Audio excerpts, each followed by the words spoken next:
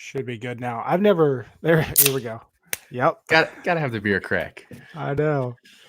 I don't even know if I have beer in my fridge. If I do, I'm gonna have to grab one.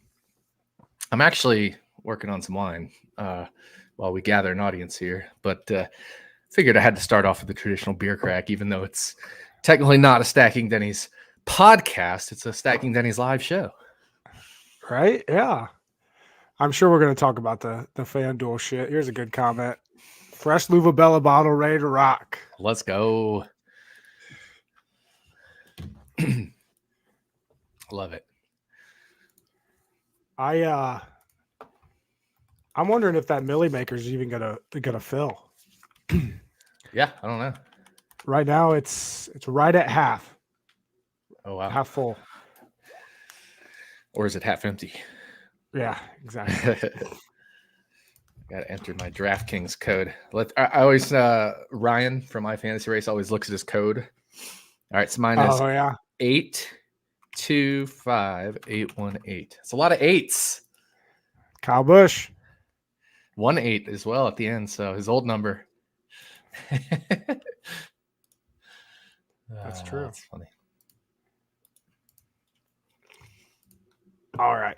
You know, the more I look at this slate, the more I'm obsessed with making lineups because there's so much.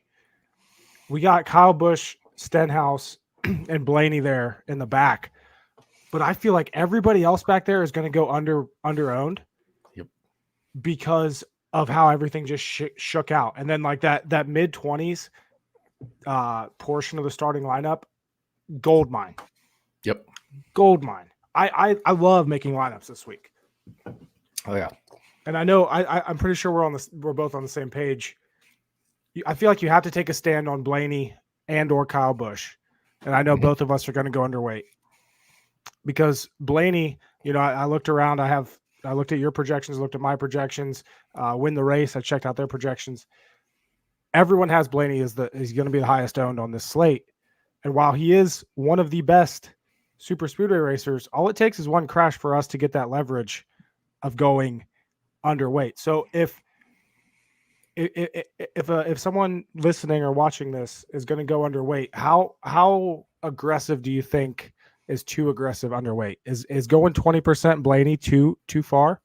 And obviously this is going to be your risk tolerance. Yeah. Now, if you're trying to win $1 million, I mean, there's no such thing as too aggressive. Obviously, if you think Blaney's going to be rostered too much, you can go 0% on and get literally all the leverage, and that's a viable strategy. You're just screwed then if he does what he can do. So, you know, what is the probability he does what he can do? Well, my model has it that he makes the optimal around 35% of the time. And if he's going to be close to 50% owned, you know, like Denny Hamlin last year, I think was over 53%, somewhere around 53%. It was either last year or 2 years ago. I know Denny Hamlin started in the back one of those 2 years. He was like 53%. And I'm like, well, if that's kind of the metric, like Blaney's should be right around that number because there's only one other real big name back there, and it's Kyle Busch. Yeah, maybe a little bit Austin Dillon, a little bit Ricky Stenhouse, a little bit David Reagan. But, you know, I think Blaney being north of 45% is probably a given. So I want to at least, you know, if he's 35 optimal and he's going to be 45, I'll just go the other way. I'll do 25, something like that. Yeah. And that makes perfect sense. And single entry, you know, I'm not going Blaney at all. Like, give me anybody else, because here's the thing, and these lesser known drivers back there have the exact same upside as Ryan Blaney outside of a small dominator chance. You know, Blaney can get up there and he can lead laps. We know that. We've seen it. Yep. But who's to say that someone like Noah Gragson isn't going to score just as many points? Yeah, exactly. And we've seen that. That's another group of drivers that I've talked myself into are the Stewart-Haas Fords. Preece, Briscoe. I really like Briscoe sitting there starting 20th. No. Ryan Preece, you know, what? No. You don't? I do. See, I've talked myself into it. No. I'm out on Ford other than if you're a Penske car, I think they showed a lot more speed in practice than the Stewart-Haas and the RFK cars, and they work together really well. They looked the best of the bunch in the duels.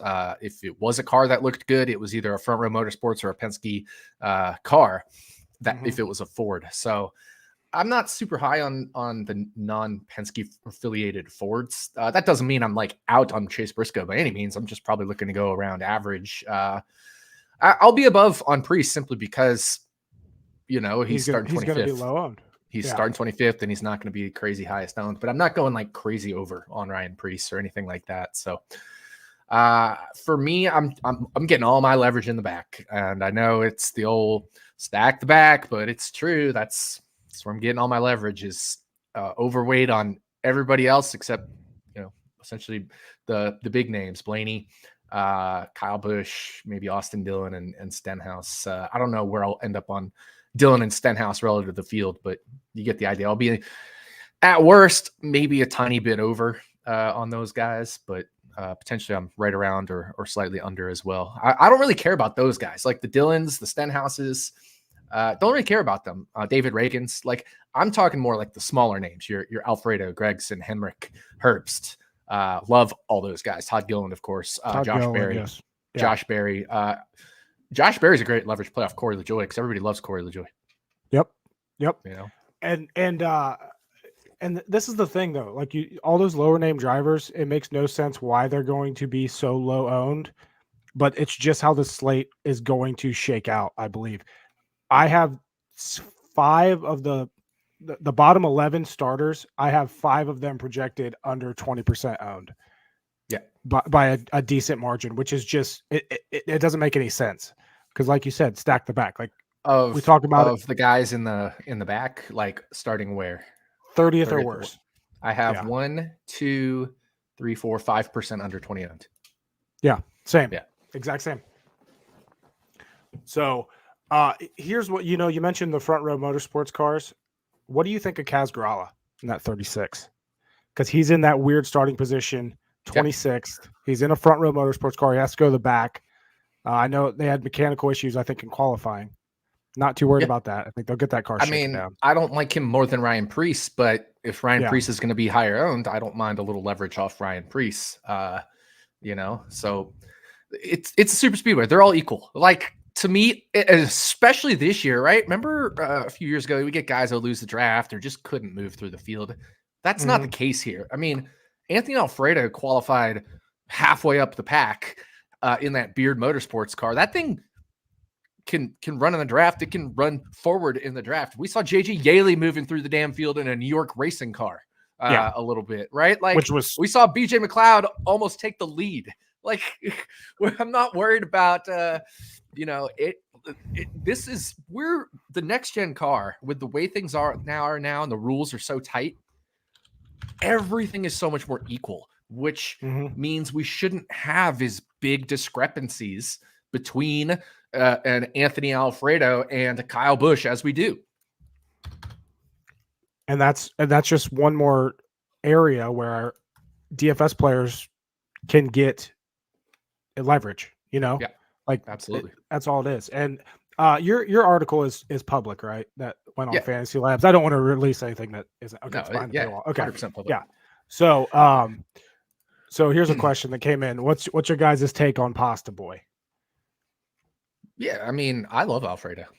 I love him. I think he's one of my favorite plays because people think he's going to be bad. I mean, you look at the odds. At Circa, for example, he's 230 to 1 to win. I think that's way too long. This is a field where, like I mentioned, everything is so equal. And Anthony Alfredo, while he's maybe not the best driver in the world, it doesn't matter. It's a super speedway race, and he's raced many of these. He's had many top 8 or so, 10 finishes, 6, whatever, in the various series. That it's fine if he gets into a top 8. He can make a move and finish in the top 5. There's if he gets the right push, if he gets the right line, if the guys in front of him do the crazy things. And this is the Daytona 500. We see the wrecks at the end, right? We haven't finished with more than 17 cars in the lead lap in forever, at least 7 years. Now, could we this year? Absolutely. But even if there's 24 cars that end up on the lead lap, he could still finish 6th and starting 39th. That's going to win you be in the winning lineup. Yeah. He and let's not forget the last 2 fall or summer Daytona races, this 62 car has finished 14th and 5th.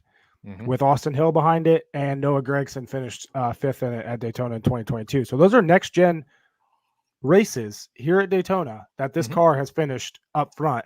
They didn't make the race last year, so we only have seven races with this 62. I mean, that's an RCR affiliated car, right? I mean, that's essentially an RCR car. Remember, Brendan Gunn used to always drive the 62. He had a close relationship with Childress through all those years. And then Austin Hill, of course, is a Childress driver, so this is a closely affiliated with the RCR car, which means he has teammates. He has Kyle Busch and Austin Dillon essentially as teammates. So, Anthony Alfredo is totally fine. Love him. He might be one of my favorite plays on the slate. So, yeah. Yeah. So Matt here made a good point. Top 17 finish gets him 47 or more points. And 47 is like the minimum threshold needed. Can he hit a top 17? Absolutely. Yeah. And yeah, we talked about this, Matt, under 20% for the guys starting in the 30s. It just doesn't make any sense. But I honestly think that's how this slate's going to shake out with how the public thinks and how these other DFS players think. They're going to gravitate toward the Blaney's, toward the Stenhouses, toward the Kyle Bushes, and then they're going to try to move up in the starting lineup to not fully stack the back, another question here, our take on how many 30 to 40 starting spots. I don't think it depends on, if you want to cash, that's your best option here. Like they have the highest ceilings. If you want to take the highest down floors and the highest ceilings. Yeah, exactly.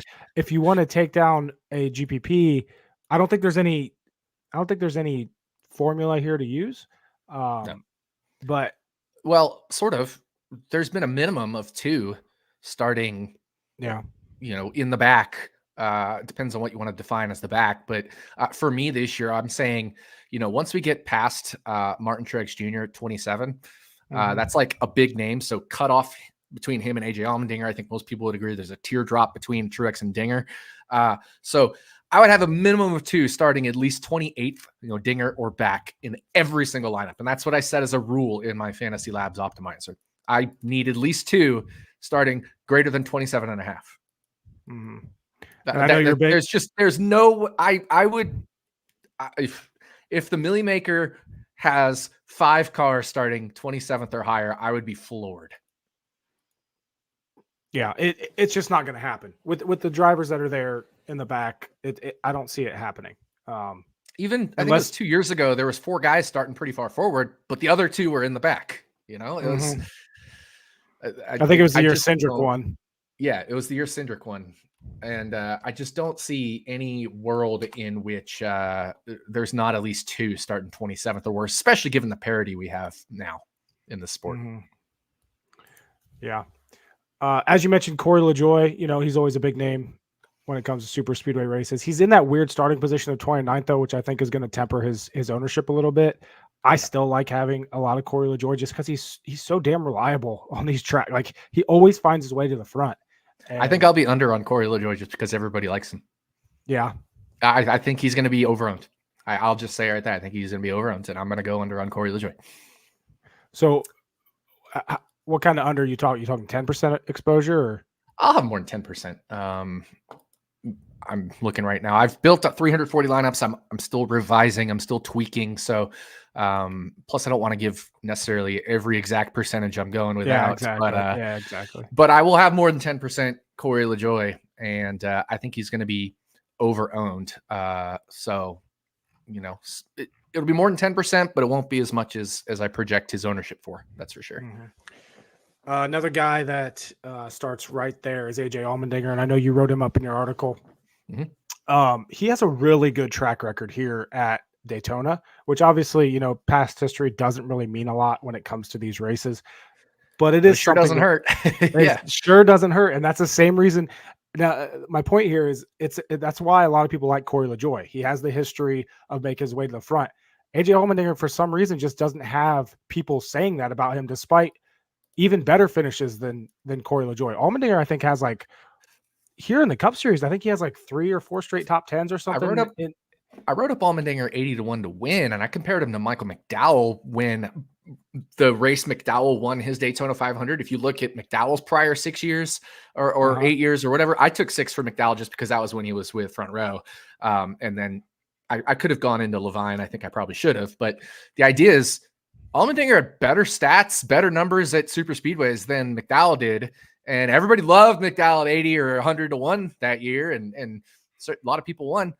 Why not AJ Allmendinger at 80 to 1? But that applies to DFS as well. Why not AJ Allmendinger when he is that good? And you look at the Xfinity series, 4 straight top 5s at Daytona, 3 out of the last 4 Talladegas, top 3, including a win. And I know that's Colleague in the Xfinity. It's not apples to apples, but it shows he can still get it done. He can still run up front, even the Xfinity series, which is the next most similar car. Plus, he has the top 3 finishes at Daytona, 2 in the 500, a top 5 at Talladega in the Cup Series, a 3rd at Atlanta last year, a 6th at the 500 last year. I mean, AJ Allmendinger is such a great play. Mm-hmm. I'm right there with you on Allmendinger. I love him this week. Still like my boy Corey LaJoie. I'm always going to be a big Corey LaJoie fan, but Allmendinger, I think, is a great pivot right there off of LaJoie. You know, they're right there in this. I mean, they're next to each other in the not only the starting lineup, but also the salary list there as well. Let's talk a little bit about the guys starting up front. You know, the top 10, you know, obviously we're not playing anybody. We're not playing Logano. We're not playing McDowell. I have no interest in Reddick. I have no interest in Bell. Chase Elliott, a little bit, maybe. Cindric, a little bit. But to be honest with you, the only driver that I'm going to have any kind of somewhat ownership in the top 10 starting spots is Denny Hamlin. And that's just because it's Denny Hamlin, and I know he can go out there and lead 50 laps and win this race. But I echo your thoughts there. I've X'd out a lot of the top 10, but I especially, and I talked to you about this because I was thinking about it, like, what do we do with Chase Elliott? And I just said, screw it. He's going to be too high owned. If I'm going for $1 million, I'm just going to not play Chase Elliott. And here's the thing. If he starts 5th, if we look back the last 8 years, 9 years, I should say, since 2015, the only times a car has been in the top 6 in DraftKings points starting 5th or better was the Cindric 5th place, or Cindric win. He started 5th. And then in 2015, Logano started 5th and Junior started 3rd and ended up in the optimal lineup. So it can happen, but it's pretty damn rare. Mm-hmm. And that's one more thing with Chase Elliott is also just the name bump. Just the name Chase Elliott, he's going to get an ownership bump. So not only is he riskier starting top 5, but he has the ownership bump of just having his name. Yep. So I'm with you there. I like being underweight on it. Like I probably won't have any Chase Elliott. And all my X'd him off.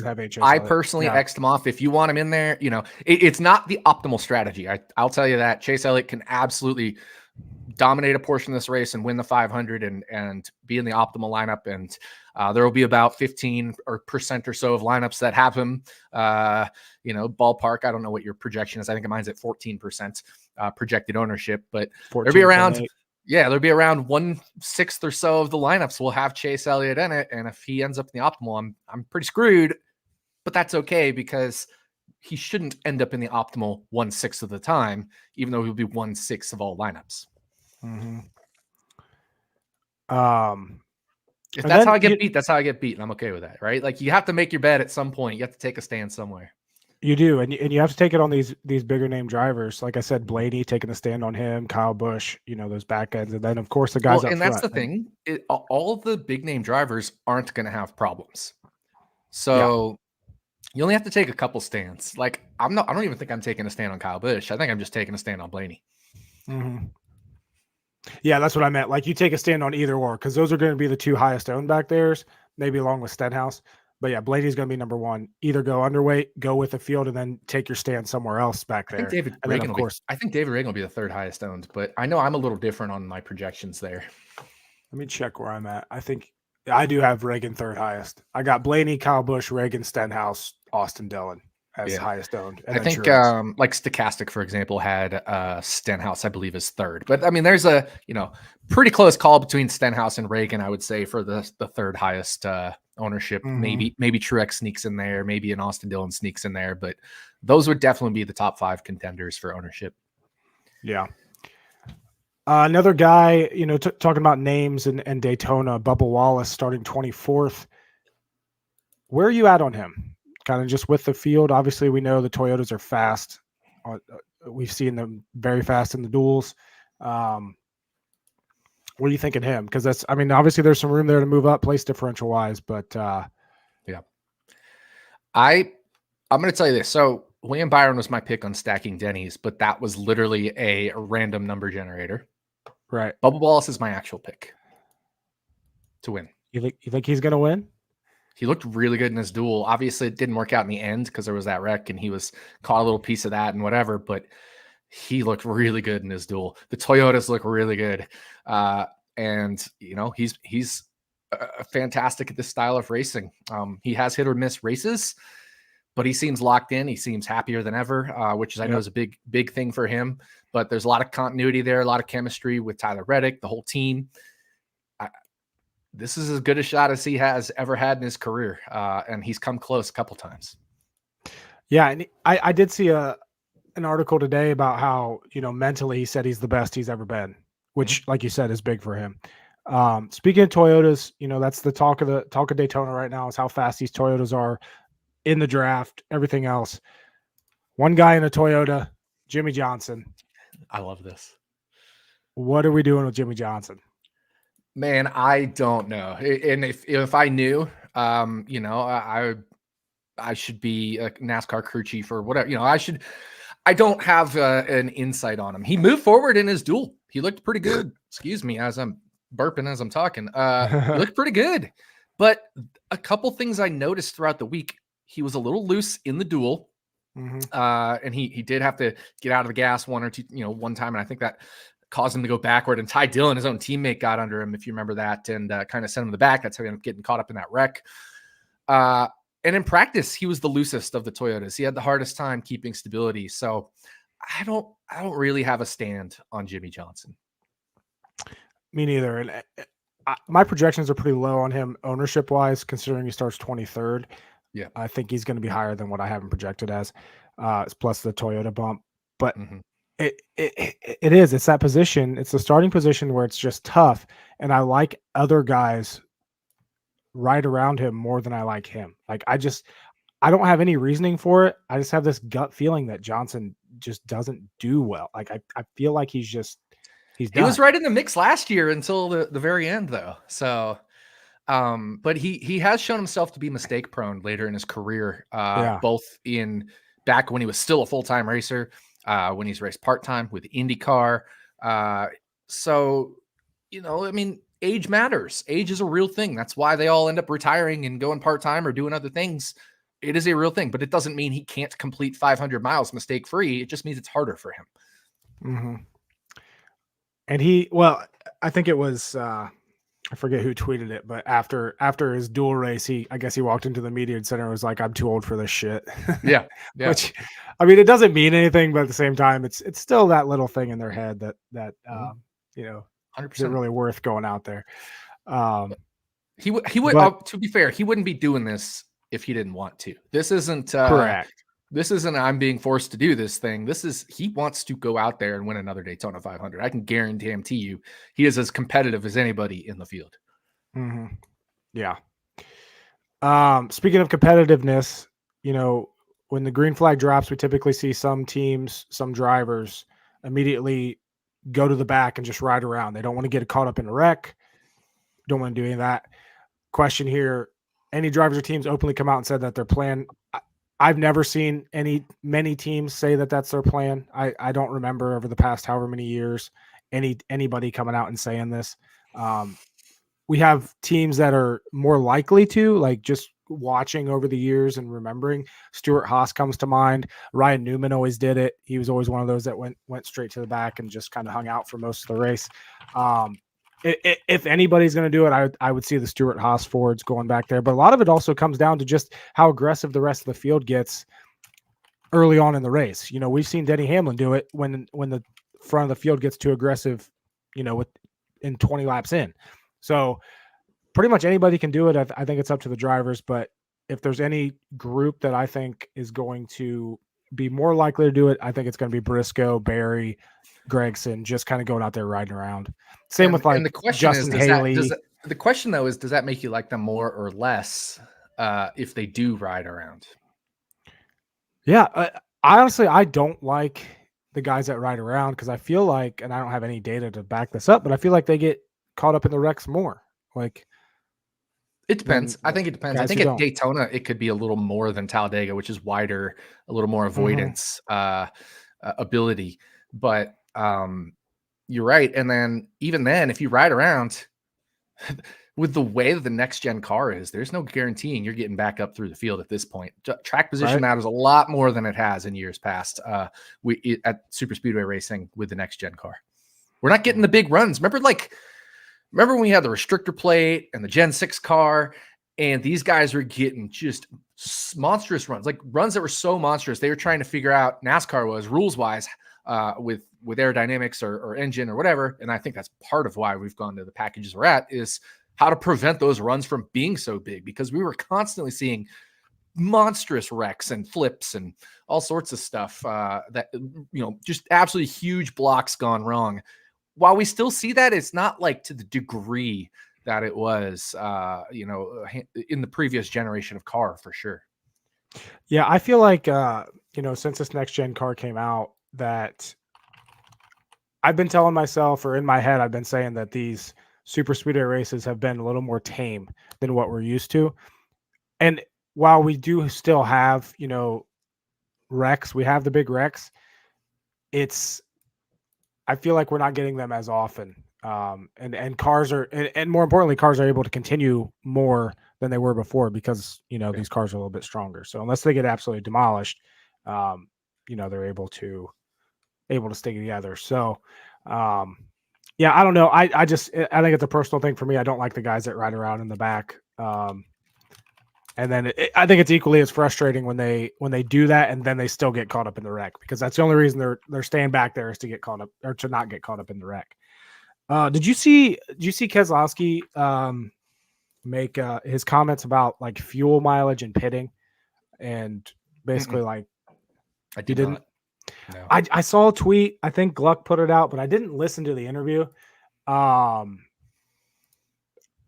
something like the strategy that teams are taking for the stages to make sure they get to the end, and then how that determines how quick they run during the stage. So obviously all that goes out the window if we get a wreck in the middle of the stage or caution, but that's something, just something noteworthy I heard that could come into play, but it's also one of those things that you have no idea how to factor that into anything.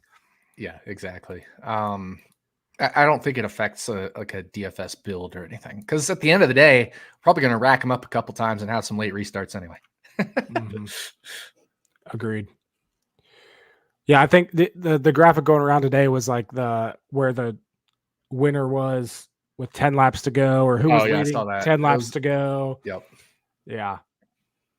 That's always fun. I'm just randomly putting together a little lineup here.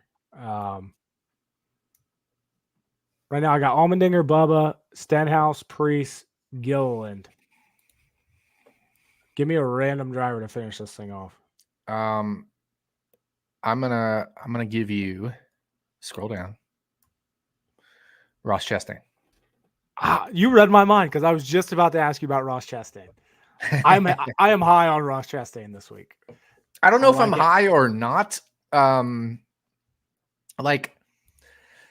As my strategy, and this is not the strategy I take every year, but my strategy right now is kind of like, obviously lower on the front half of the field, obviously over in the back half of the field, but the middle half of the field, I feel like I've failed to just take a stand on any driver. And I think that's okay. There is one driver I've taken a stand on, and I know it's going to be controversial, and I know it's not optimal, but I have taken a stand on one driver in the middle portion of the field. Like if you look at like the back half of the teens into the early part of the 20s, I'll be underweight on Justin Haley. And it's because he's a Rick Ware car, right? And he's a Ford. Yeah, Ford and Rick Ware. I know he's a great super speedway racer. I know Rick Ware can hang in the draft, all that stuff. That's not a question. I just question if he can push his way into the top 5 or 6 without everybody having to wreck. You know what I mean? I know obviously BJ McLeod did in his duel and stuff, but the Daytona 500 is a different beast than the duel. People will be a little more take rather than give and take when it comes down to the later laps here. And while certainly he can, I think the probability is a lot lower. And I love Justin Haley as a super speedway racer. Just I don't love where he's starting. I don't love Ford. I don't love his equipment. It's just a confluence of factors that's why I've taken a stand on Justin Haley. And this is small, but even his pit crew and stuff. Because if it comes down to a late caution and track position, you can almost guarantee he's going to lose spots on a final. Yeah, but he'll have that RFK. I think he has an RFK pit crew and stuff, so I think he'll be fine. But it's just one of those things, and it's probably the wrong stand to take, because the correct stand to take is probably he'll be too low owned or right around, and because he's so low owned, if you play him 20%, you'll have a lot of leverage if he does make the optimal. So it's arguably the wrong stand to take, but it's the stand I feel for me with my strategy is the better stand to take for my personal strategy. Right. Here's a question. Carson Hocevar looked impressive in his duel. Starts 9th. Mm-hmm. I have no interest whatsoever. I don't not have interest. I just don't think it makes a lot of sense to play a lot of Carson Hocevar. I would, if you play him, it's got to be around that optimal, which is probably around 2%. I don't think it's much more than that. That's probably about the chances he ends up in the optimal lineup. Again, if we just look at ending up in the optimal lineup, the number of times a driver has started inside 9th or better in the last 9 years is 1, 2, 3, 4, 5, 6. 6 times out of 9 years, and that's 6 times 9. So that's like once per year. So you're hoping it's Carson Hocevar at that point instead of 8, 7, 6, 5, 4, 3rd, 2nd, or 1st.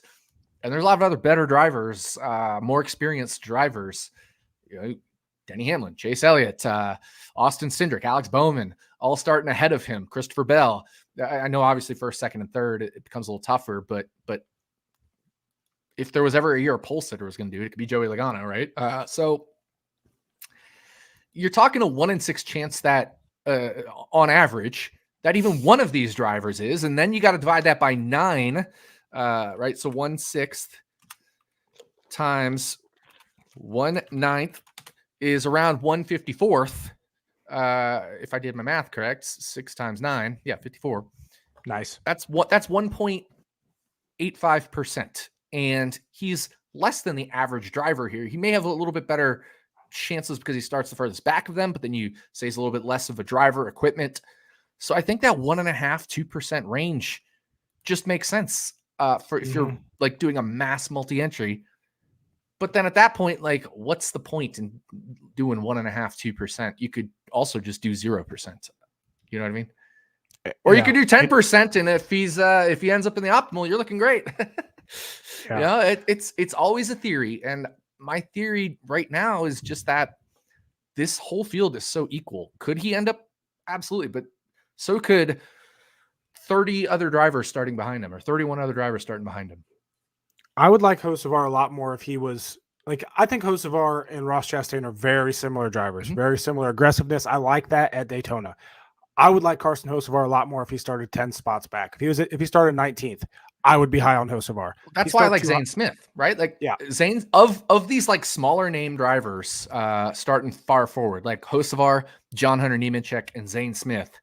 Zane Smith starts the furthest back in 14th. So I will have some Zane Smith. It's just an odds play. Like, it's really hard when you're a rookie driver or near rookie driver on a smaller team to do well. So if I'm going to pick one that's going to do well, I'm just going to pick the one started the furthest back, and I'm still not going to play him a ton, but that's the one I will take a stand on, is that one, because it has the highest chance of being the correct stand. Mm-hmm. I'm right there with you. And Zane Smith was your Paul Menard pick of the week.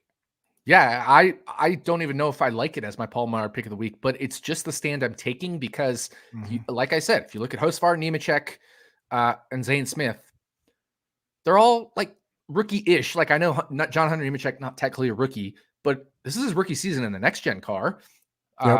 And he starts 4 spots further forward. So, and they've all shown pretty similar ability. They're all championship caliber drivers in the lower series who have the chance to become very good, if not championship caliber cup drivers. It's just, they're all in similar spots. So I'll just take my stand on the one that's starting the furthest back.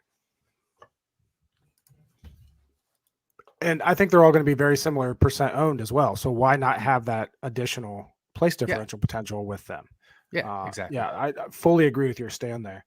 One guy in that same range as those guys that is a very good super speedway racer that I think I could get on board with is Eric Jones. Starting 11. I love Eric Jones. You know me. Yes. But here's my stand on, and hey, Brandon, thanks for coming in, and good luck to you as well. Oh, he only said good luck to you. I know, he didn't say good luck to you. What the heck? Come on, man. One thing, so we've talked about this before, previous years on Stacking Denny's, is kind of leveraging your bets against your fantasy. So I bet Eric Jones top Toyota. I'm fine with being underweight on him on fantasy now because I still have that top Toyota bet. And that's one of those things. But it's also, I look at the starting lineup.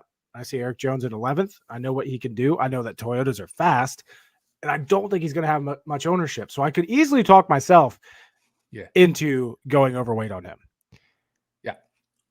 And I don't think that's a wrong decision. I think you'd agree with that entirely as well. Yeah, I don't have an issue with that. My hedge stand is under 8.5 cautions, right? Like cautions help my strategy, typically speaking.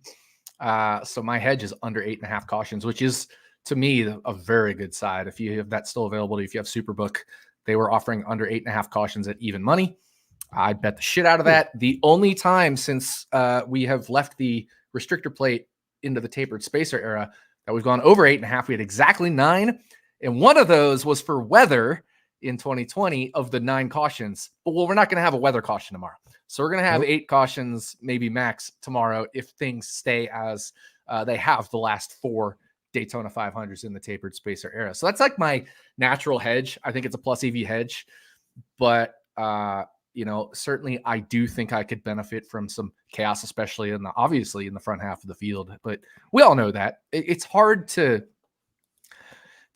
to win picking drivers starting in the front. It's not impossible. It's just harder. And then you're just shooting fish in a barrel. Whereas if you're playing a lot of drivers in the back, you're not really shooting fish in a barrel. You're so heavy on all of them. You're going to have them. It's just a matter of, did you get the front guys right? And, if you don't need so many front guys, if they all get wiped out, then it makes it a lot easier. So just one of those things, like literally, the Million Maker winner also probably isn't going to be the exact optimal lineup. You know what I mean? So even if I have Chase Elliott crossed out and he ends up in the optimal lineup and I don't have him at all, I could still win the Million Maker because to be in the optimal lineup, you'd need Chase Elliott plus all the other optimals, but other people won't necessarily have that. So I could have instead of Chase Elliott, maybe he has this 5th most points. Well, I could have 1, 2, 3, 4, 7, and 8, and maybe win the Million Maker in terms of like DraftKings points. That might be good enough. So it's also not just about having the exact optimal. Right. And I think a lot of people like forget that, and it kind of affects their lineup building strategies. Is they're always going for the optimal and like trying to take the perfect strategy to get the optimal. Here's the you don't need the optimal. Even in this 106,000 entry contest, the chances of the optimal being picked, it's actually quite low. Like I think we've seen it once over the last 5 years, if I remember right. Like, the optimal doesn't happen. Not just in the Millie, but just in all the super speedway races. Yeah, exactly. Yeah. What do you think? So I know when we talked on Stacking Denny's earlier this week, you weren't too interested in stacking manufacturers. Now that you've seen what the Toyotas do, are you more interested in correlating Toyota stacks in lineups? No. Nope. No. If anything, I'd be less inclined to, because if they're all running together, if they're helping each other out, and then a wreck hits right in the middle of them, yep, that's almost worse, right? If you're playing them all together. So, almost anti-correlation there would be better in that case. And I just, especially with Toyota, because there's only 8 or 9 of them, however many there are. Yeah, and I love Toyota. I think they're great. I think they're the best manufacturer in this race in terms of the ability to maneuver in the draft. Obviously, I don't think they're the favorite to win just because there's less of them, but I just think they have the best car for this particular race. That said, if they are, and there's no guarantee there will be, if they're working together, they all could get wiped out in one wreck by being near each other. And if they aren't, well, then they're not correlated anyway. Right. So it may almost be like an anti-correlation play if you were to do that with the Toyotas or any other manufacturer. But it's easiest to talk about the Toyotas because they're only limited in number to 9 Toyotas. But I think we'll see them pit together in stage 1 and stage 2 and all that stuff. And even in stage 3, they'll pit together. It's the Daytona 500. When all hands are on deck, there's no friends. I mean, remember Austin Cindric throwing a block on Ryan Blaney, his teammate, Yep. and put him in the wall. It's the Daytona 500.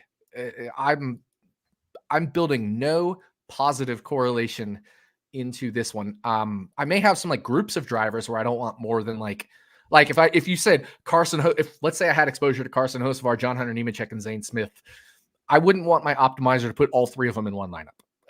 So I might build groups where I'm like no more than 1 or 2 of these drivers, etc.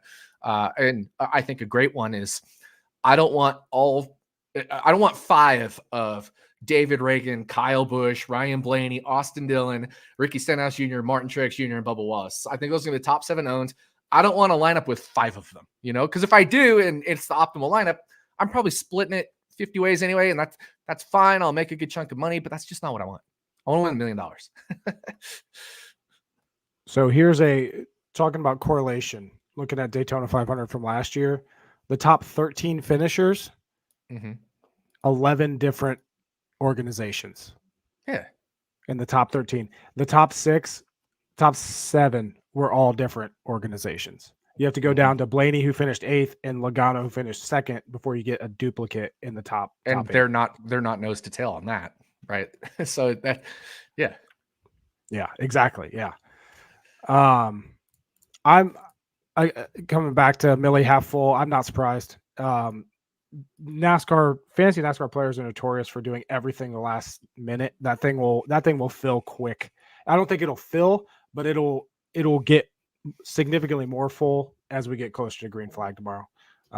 This is outside of that, and if people start to see there may be overlay, then they just jam it in entries in anyway, just chasing overlay, and then there's no overlay. So yeah, I'm not worried about it. It was announced before I even woke up. It was announced the race was I live on the West Coast, right? Before I woke up, it was announced the race was already postponed. So, if you're on the Pacific Coast and you wake up and you hear the race is postponed, you don't even need to go drive to Arizona, or if you're in my case, or if you are in California or wherever, you don't even need to put your entries in at that point. There's so I'm not worried about it. I'm, no issue there as far as I'm concerned. I'm just glad DraftKings, didn't cancel all the bets that people had. We need to talk about that for a second, because I don't know how FanDuel, and they're responding to people saying this is our policy. They're not analyze the situation. I understand it's their house rules, but man, that sucks. Especially the people with the bonus bets. I have a feeling they'll be changing the house rules in the near future. Because it hurts them. Their whole Daytona 500 handle went out the window. And now they have 24 hours to make up 30 hours or so, 32 hours to make up a Daytona 500 handle. And you know how they're trying to fix that? By increasing their hold. They went from, I think, like 30-ish% hold to 33% hold. Worst in the industry, because they know they're fucked. They have literally, when the race got canceled this morning, moved back to 4 p.m., they had 0 handle on the Daytona 500 per their own policy. So, I think their house rules are terrible. I think they're going to have to fix it because they can't afford to not have a handle on the biggest race of the year, especially as NASCAR's official betting partner, yada, yada. Yeah. It's embarrassing for FanDuel to have that happen. And like I said, they're trying to make it up by increasing the hold, so they can make some money off the race, but they're not going to have the handle they had. They just canceled however many hundreds of thousands or millions of dollars in bets. Obviously, it's not the Super Bowl, so we're not talking crazy amounts, but they literally just canceled every bet on their biggest race of the year. It doesn't make any sense. And like Betfred has the same policy. They didn't cancel any of my bets from that I made prior. So I feel like FanDuel could have done the same thing. They could have just ignored their house rules. Because who's going? I guess then you do open yourself to litigation, then, don't you?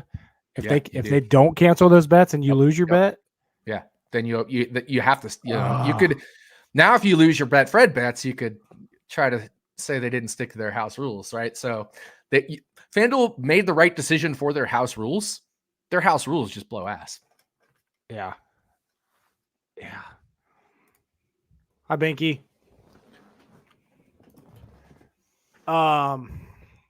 What do we think? So this 11 to 21 range, 3 drivers, is that too much? No. There's nothing wrong with 3 in that range. Look at 2022, right? Points, DraftKings points. 5th most points was 5th starter Cindric. 6th most points was 7th starter Blaney, and 7th most points was 10th starter Kyle Busch. That's 3 in the top 10, let alone 11 to 20. There's nothing wrong with it. Again, it's just a lower probability outcome. Will I have builds that have 3 drivers between 11 and 21? Absolutely. Will it be a lot of them? Probably not. What I don't particularly like is, I should say definitely not. Just not many. You know what I mean? Yeah. Probably won't have many. Like, we have Keselowski in there. We have Larson. We have Byron, Buescher, Chastain. I feel like just those names are going to get. That's another thing. Like, I don't feel like 3 drivers in that range is going to be super unique. Like I agree. This comment says. I feel like a lot of people are going to have Keselowski, Byron, Buescher all in one lineup. And especially Keselowski and Buescher, if they're going teammate route, looking at last year's Daytona playoff cutoff race. Like, you're right. Like, Kes, Byron, Larson right there, 16, 17, 18, and Buescher 19. Like, that's 4 drivers in a row, 4 heavy hitters in a row. And I can tell you, I will be taking a stand on the under on the RFK cars because you know me and the Fords. So that doesn't mean I won't have, a lineup maybe with, I have no idea. I don't even know what my 340 lineups are. I just do the random and then they go, and then maybe I hand tweak a few, but that doesn't mean I might not have a lineup with Keselowski, Buescher, and Byron, right? It just means it's certainly going to be a lower chance of that happening because I already minimum set 2 drivers starting 27 and a half, but longer than 27 and a half starting position. Yeah, here's an example of like in that range of what I like. I honestly, I hate to say it, but I like Larson tomorrow. I do too. I love Larson tomorrow, and just his history and how good he looked pushing in the duel. I like Larson a lot. He looks strong. He loved his car. Yeah, looks good. I like Chastain, and then obviously Eric Jones get it done. So like that, and even then, like if you didn't want to go Jones, I still feel like Larson and Chastain is different enough. I'm just worried about specifically people going the Keselowski, Buescher, and probably Byron. I think those are going to be the highest owned. I feel like a lot of people are definitely going to go down to the Keselowski. I agree with you. I agree with you, and that's why I have Byron projected over Larson. I have a driver adjustment in my ownership projections that, basically looks at their historical stats at super speedways. And that's why Byron is favored over Larson in terms of ownership projection. Plus he's a spot further back, but just even that, like, people know Byron has won 3 out of 18 super speedway races in the past 18 super speedway races. Kyle Larson's never won one. And for a long time, barely even ever led laps at super speedways. This is fun, and this is how this slate is turning up. It's reverse chalk teens and low owned back markers. It's weird, and it just makes me excited for this slate and building these lineups. And obviously, probably the first wreck, I'm gonna be like, I hate Daytona. I hate everything. 100%. That's how it goes. When Ryan Blaney clears a 25 car wreck by splitting it through the middle, like, we're gonna hate it, but that's how it goes. Let's build a few lineups here. Just random shit, since that was kind of the point of this. Who you want to start with? Well, I'll go to my number one that I wrote up in my leverage, Daniel Hemrick. Daniel Hemrick. I think people think he sucks, right? I mean, we think he sucks. We do know he sucks. We know he sucks. Yeah, like, he gets a bad rap because he's bad. But at this track, it doesn't matter. You want to go back and forth, or do you want to? You go for one there. Let's trade it. What? We'll just trade. We'll trade it. All right. I'm going to come in here. How about this? Daniel Suarez. I'll throw Daniel Suarez on there. Another guy that gets a bad rap on super speedways. Should be low owned, sitting there starting 13th. Yeah. Looks decent at super speedways in this next gen car. And hey, this is turned into a lineup of I hate everybody already. Yeah. All right. Well, let's. I'm always going to gravitate toward the back, and we need at least 2. Yep. So, while I'm not a big correlation guy at these races, I'm still going to take AJ Allmendinger because he's Daniel Hemrick's teammate, and I like AJ Allmendinger here anyway. And if they do find themselves together near the front at the end, I do think they will help each other. AJ Allmendinger is a colleague guy. Like, he is Mr. Colleague. You know what I mean? Whereas Justin Haley very clearly was not. He was willing to abandon his teammates and not be the consummate teammate. AJ Allmendinger has been the consummate teammate. So let's play the correlation there with those two. Plus, I just like both of them. I think they'll both be underowned. Agreed. I like it. I like how this is turning out. I'm going to go with someone. I'm going to go with the Toyota here. We need some Toyota speed. Yes. Martin Truex Jr. Love it. I'm totally cool with chalk. Nothing wrong with chalk if you're finding other ways to differentiate, and I think we are. But I love Truex. I love Toyota. You're never gonna make me feel bad about choosing a Toyota. So, plus it's Monday. We got Monday Martin. I bet him today. I bet him 25-1.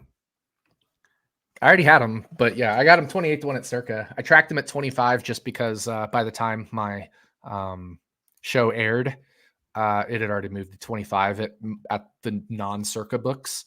So just tracked it at 25. But yeah, I like Truex a lot.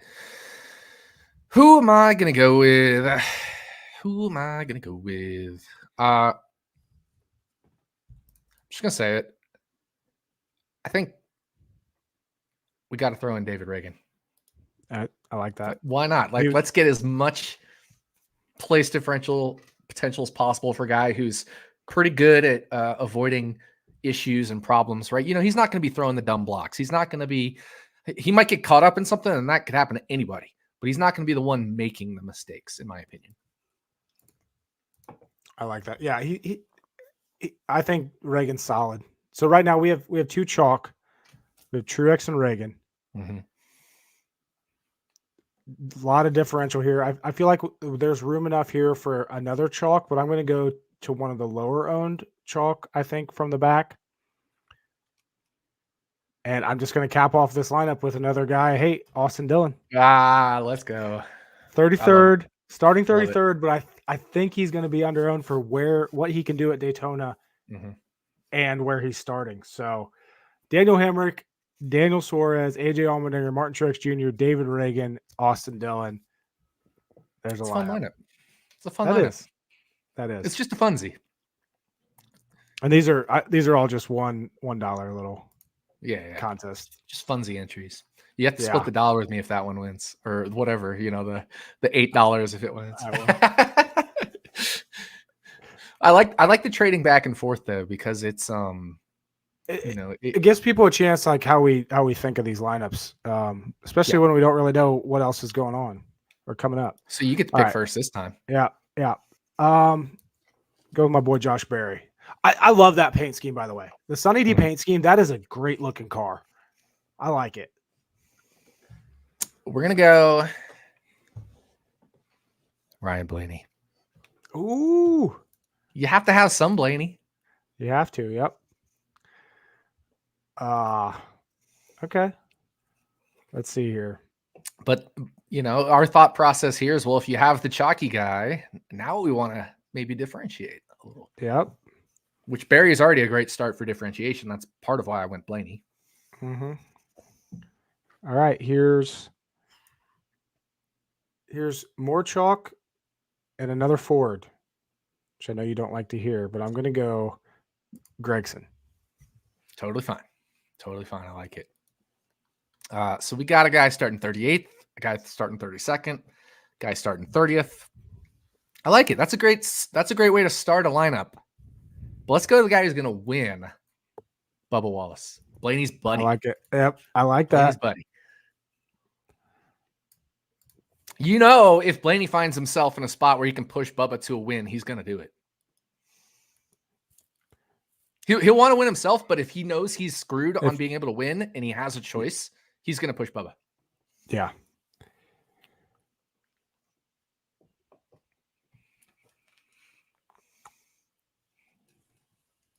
I want to get a guy in the 20s here.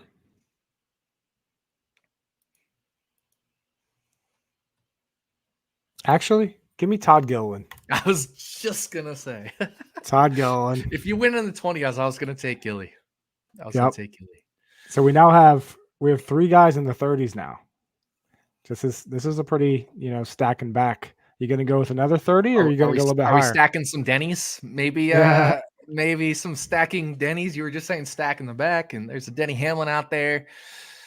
I'm gonna keep this one a little more conservative. I'm going to stay in the back half of the field, but I will be able to differentiate a little bit by going with Ryan Preece. Ryan Preece. He was going to be one of my choices. So we're going SHR here. Preece, Berry, and Gregson.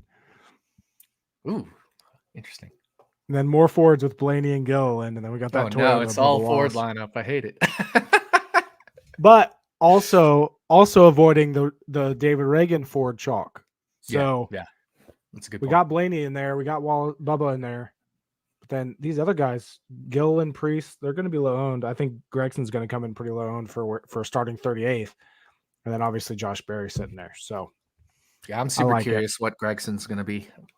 He's like one of those, I could see him all over the map in ownership. Do people think he's whatever rookie was terrible last year? Do they know of his name? They've seen him before. He's in a Stewart Haas. He's starting 38th. Like, where is he going to end up? Like, obviously he's going to be higher than Riley Herbst. It's just a question of how much.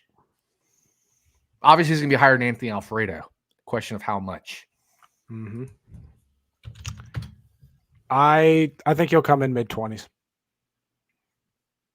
I would say lower 20s.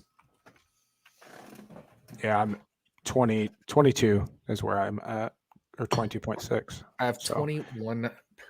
I don't know what my point is because Fantasy Labs doesn't display the point, but I can pull up what my point is. Noah Gregson. Just got here. Highest owned. Who are you underweight on the most? I think we're both underweight on Blaney the most, right? Yeah, we're out of both.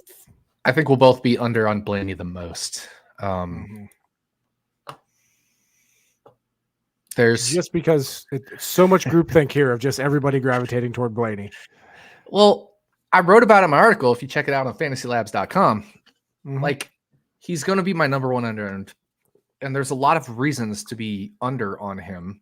First of all, the Ford stuff, right? But second of all, the new spotter, that is huge.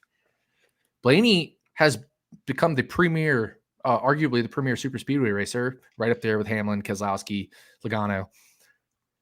And now you change your spotter. And that's like your second set of eyes, ears, mirrors. It's huge. You need to be able to trust him. One 100%. One little mishap in communication, one little, we don't understand the way each other operates. That could be catastrophic. And do I think that becomes the issue? No, but does it increase the probability of something going wrong or a little issue here or there? Absolutely. You know, there it's just like anytime you're playing a team sport and you got new teammates, you got to figure out how they operate. And they're still going to be figuring out how each other operates. Yes, they've had the duels. Yes, they've had you know, a clash race on a quarter-mile track, but this is a different beast. This is the actual Daytona 500, and the intensity is going to be a lot greater, especially later in the race. And I think that has a chance of coming into play more than people realize. There was a lot more give in I didn't even the open my beer and duels. try to drink it. There's a lot more give in the duels than there will be, especially in the late stages of Daytona 500. So, yeah, Blaney all on there, being underweight.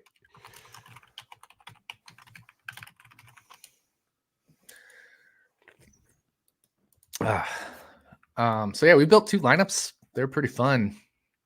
I think maybe we should build another one, but instead of trading off on or off, I'll do the first two. You do, or I'll do the first three. You do the next three. How about that?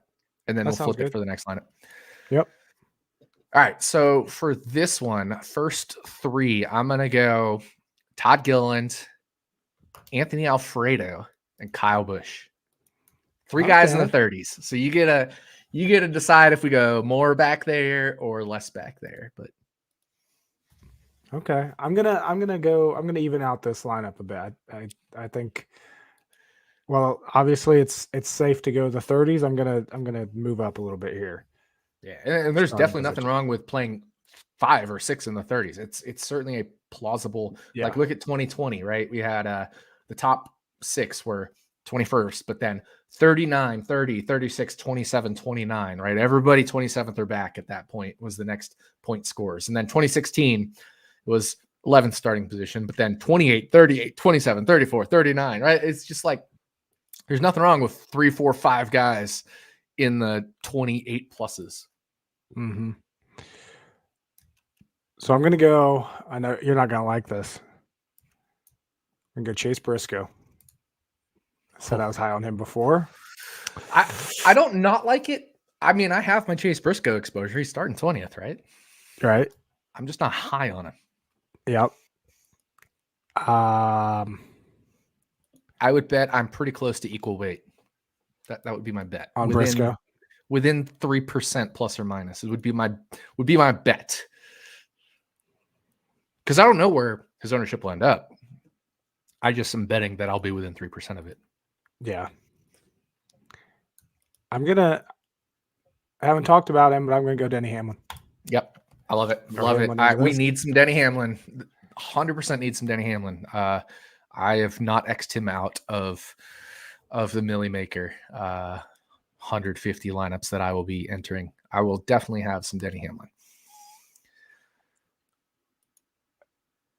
And final spot here is going to go to, I'm going to go Bubba Wallace. Denny Bubba connection. Let's go. Denny Bubba, Briscoe, Kyle Busch, Anthony Alfredo. I like it. This is a good lineup. This is a good lineup. I like that. It's got the Alfredo Gilliland differentiation. And honestly, 3 of the other 4 are pretty chalky, like relative to their starting positions. Denny, relative to an average 8th place starter or whatever, is chalky. Bubba will be chalky. Truex will be chalky.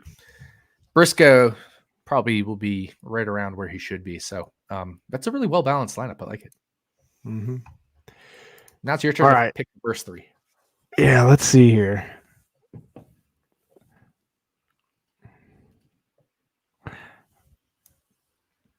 see what you. I'm very curious to see what you do with this. All right, I'm going to go Ty Gibbs. Yes, we haven't even talked about him. I love Ty Gibbs. Ty Gibbs, not as a person, as a DFS slash strong contender in this race. Yep.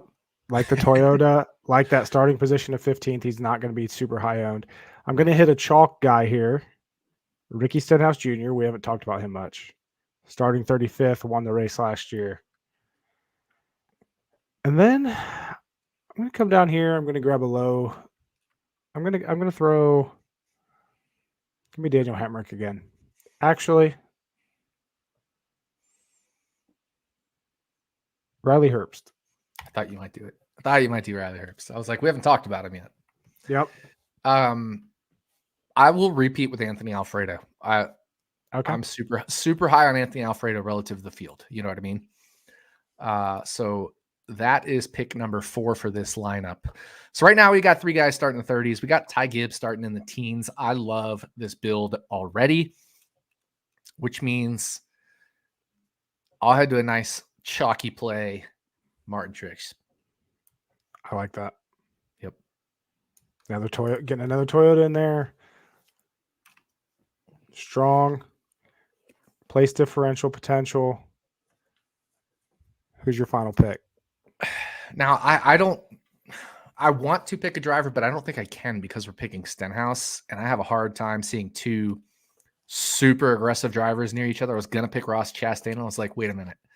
He and Stenhouse may just dump each other if they're fighting for the win. You know what I mean? So I was going to go Ross Chastain, but I thought better of it. So I'll go Corey LaJoie. Let's say he finishes 6th and ends up in the optimal. I like it. Where's the good lineup? I actually really do like the Chastain pick in this lineup too, though.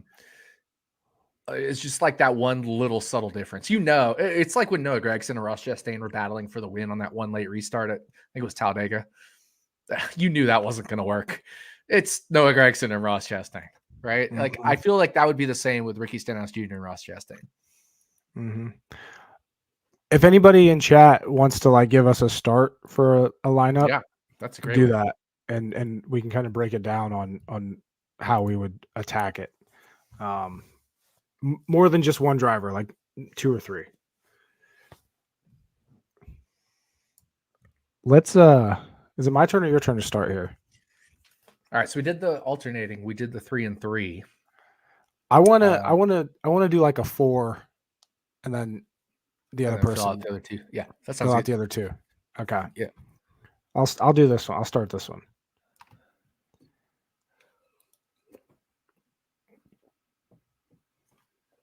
Give me okay.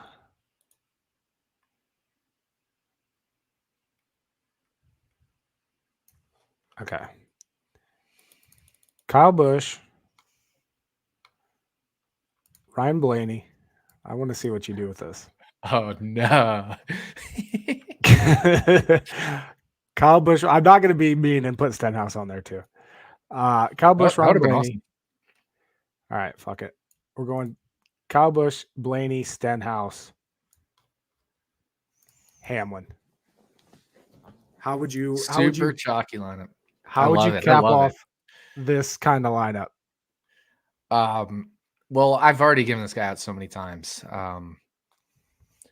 But Anthony Alfredo. Yeah. He's going to be too low owned. How can you not like literally last in odds? Pasta? Yeah, he's literally last in betting odds at circa 230 to 1. He's just going to be, I think he's going to be way too low owned for what he's capable of. And then instead of taking Todd Gilliland, who I love, I'm actually going to pivot to Josh Berry. Josh Berry. So that's how we're going to round it out. We got a whole stack of the back with Denny Hamlin, essentially. But we took 2 of the lower owned stack the backs. So this probably will be a duplicated lineup, I would think. So if I wanted to get crazy and avoid a duplicated lineup, instead of Josh Berry, I think we could go Ty Gibbs. Instead of Josh Berry? Yeah. If we wanted to avoid a potential duplicate, I would rather go Ty Gibbs. But I do like the Josh Berry one. I don't think it'll be a super high owned lineup, but I do think it has duplicate potential with 5 guys starting 30th or worse. You know what's funny? We haven't really talked about salary cap, but we couldn't get Ty Gibbs in this. Oh, shit. All right. So then we're going to go to Zane Smith, my Paul Menard pick of the week. Ooh, okay. Let's go. There, 2 drivers starting top 15 and then 4 drivers in the back. I like that. Yeah, and chalk outside of Zane Smith relative to starting position. I guess in Alfredo, but yeah.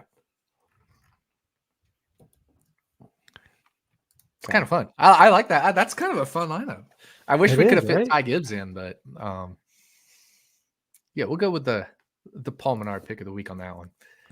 You can't play a ton of Zane Smith, like I said. I mean, my Paul Menard pick of the week on Zane Smith, as I wrote up, would be like between 5 and 12%, and that's going to be overweight on Zane Smith. Mm-hmm. Yeah, you know, I'm either going to be in the 5% range, the 8% range, or the 12% range.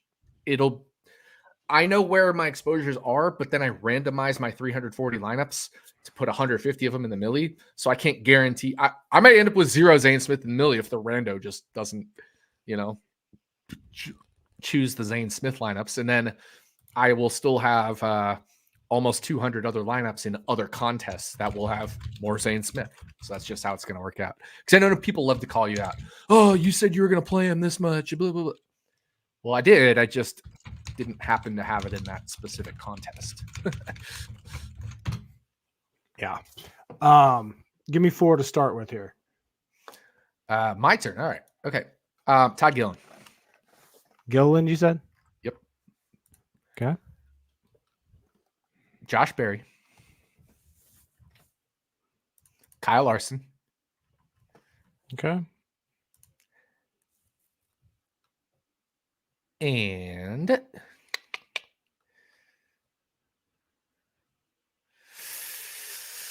let's go.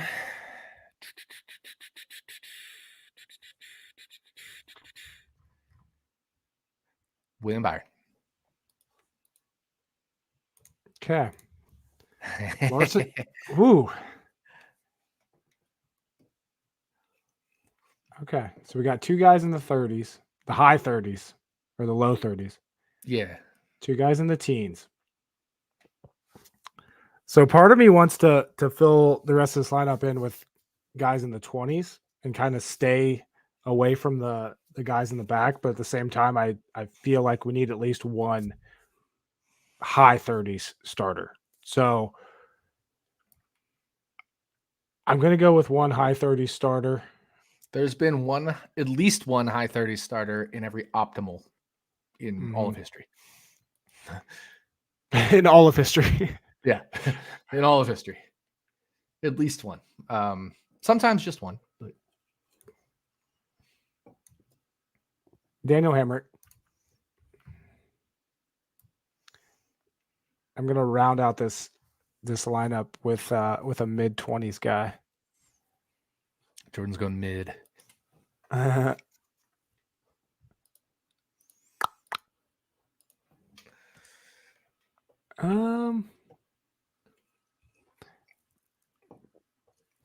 Actually, it might be a little bit higher than I want. Let's go.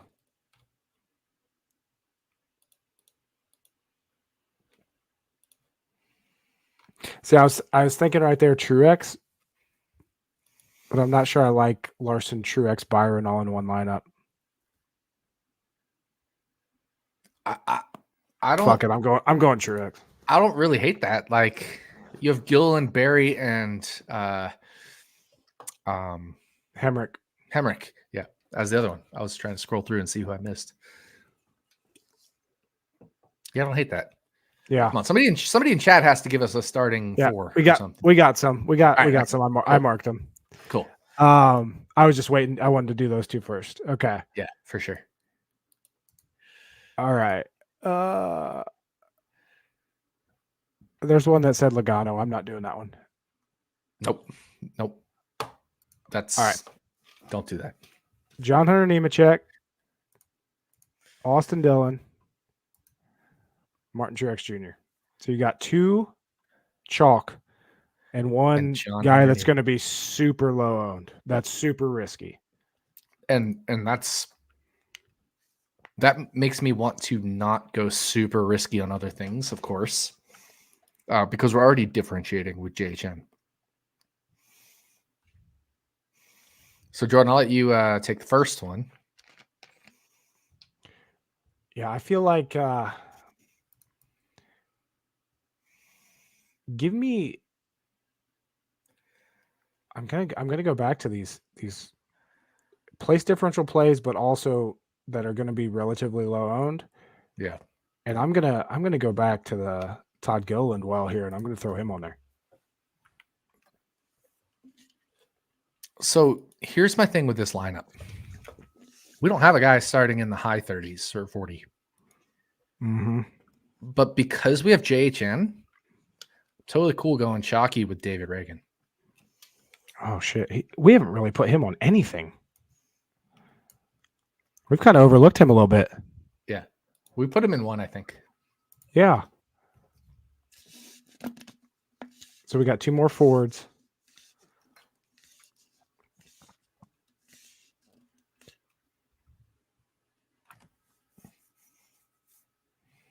To me, you don't have to get crazy here, I don't think.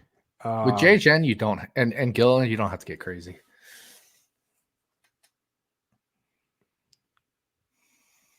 Is it too chalky to take Kyle Busch here? No, not at all. That's where my mind's going, is Kyle Busch. No, I like it. I like it. Or Blaney, either one you could throw in there. Yeah, either one. I would rather go Kyle Busch because it avoids the extra chalk on Blaney. Mm-hmm. Yeah. I like it. That's a great lineup. Yeah, because you're going A. Dillon, Truex. Mm-hmm. Yeah. Plus Kyle Busch 2 spots further back. I like that lineup quite a bit, actually. I do too. I think it's really interesting. We talk about the high 30s. Like the cutoff of like the good drivers starting in the 30s is Blaney 32nd, Austin Dillon 33rd, Kyle Busch 34th, Stenhouse 35th. And then it's just like 4 like air quote bad. You know what I mean? Not actually bad, but 4 like lower, lesser drivers, and then David Reagan in the back. So it's like that 36 to 39 is just so good. So good. I love that range. Here's a start. Larson, Buescher, Byron. 17, 18, 19. Oh no. All right. Well, give me Anthony Alfredo as the first of our next 3.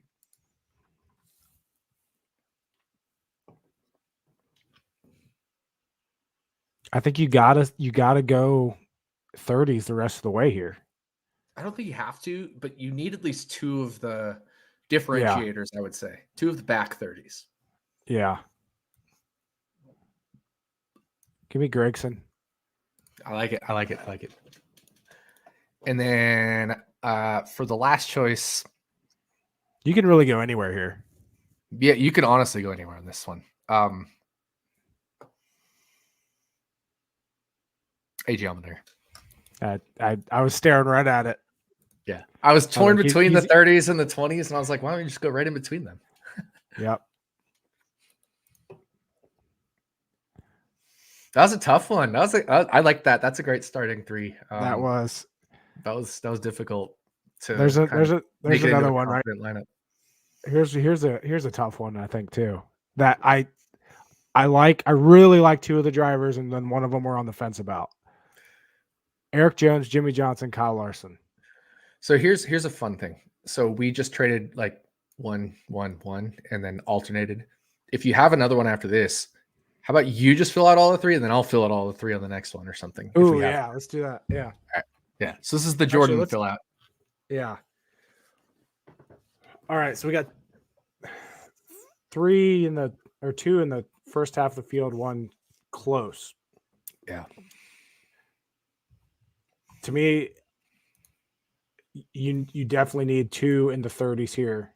I'm going to go all Jones, Johnson, and Larson are going to be relatively low owned, especially Jones. And then I think Johnson's. Yeah, they're not actually like super chalky for their positions, so you don't have to go crazy differentiator here. But you still want something in the back. You can hit chalk. So I'm going to come in. I'm going to go Blaney. Yeah, I like it. The actually, only other issue here is now you're looking at 7,700 average per driver left. Yeah. Which isn't an awful thing, but no. I'm gonna also go. I was thinking Reagan. I'm gonna go Reagan. And then I'm also gonna hit Alfredo. Yeah. I like that. So I like that a lot. Blaney Reagan chalk, Alfredo place differential, but not chalk. And then this is like chess where you're presented like an opening and you need to like have a good solve, right? Like I like that solve that you just had. That was a good solve. Yeah. And again, to me, Blaney and Kyle Busch are interchangeable. I don't like putting them both in one lineup just because they're both going to like there's too much chalk for me. I don't hate it. I'm sure I'll have something. Okay, starting for you with Jones, Johnson, Larson. Oh, same three. Yeah, I want to see what you do with it. Oh, interesting. Well, I will go Ricky Stenhouse Jr. Okay. Which that's another one of those chalk guys back there. I think we have the same mindset here. I will go David Reagan.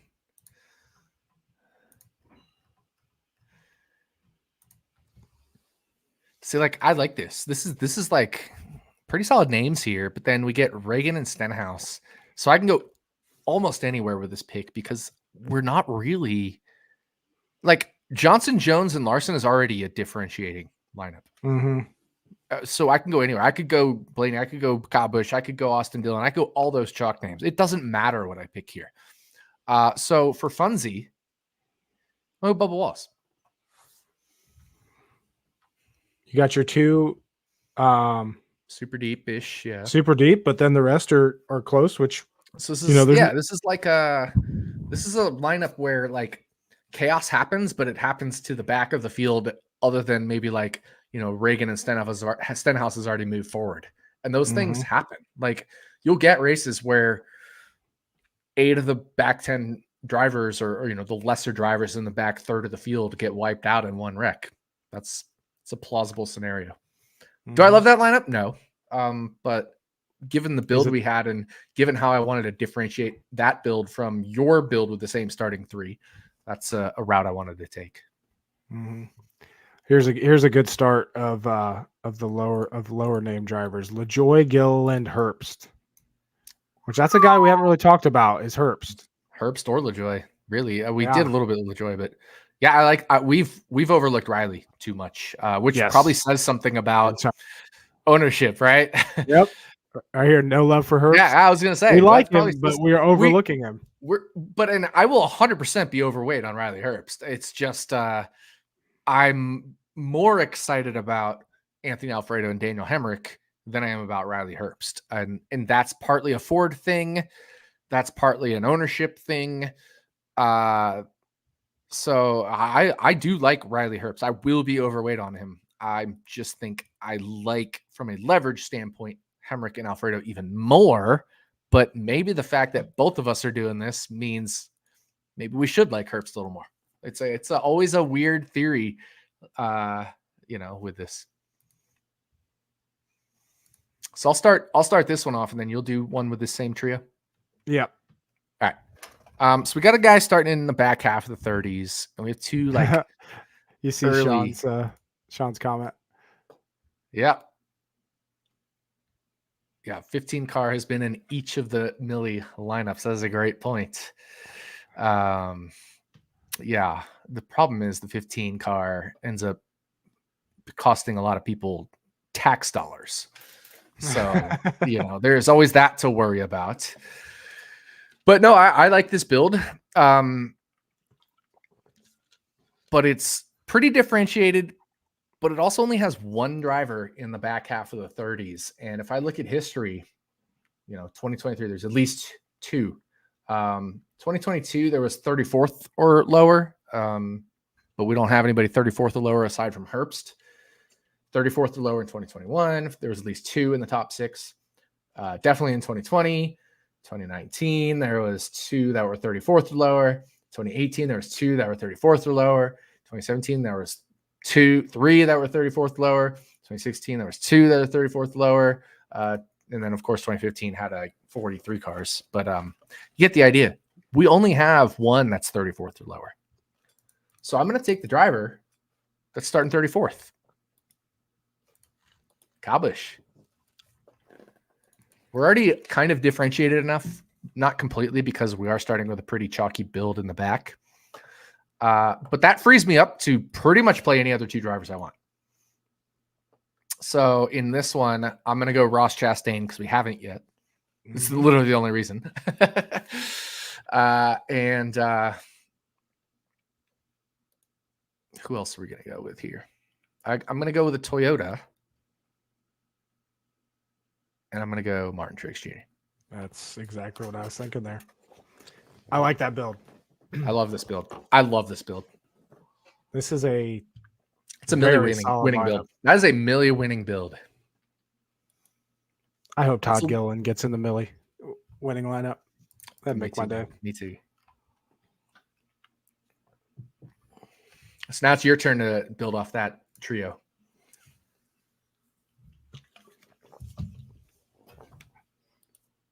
Get this set up here quick. LaJoy, Gilly, Herbst.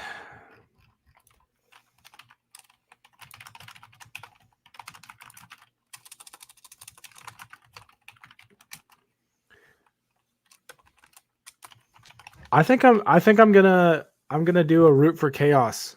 Oh shit, let's go. I love it. Let's go.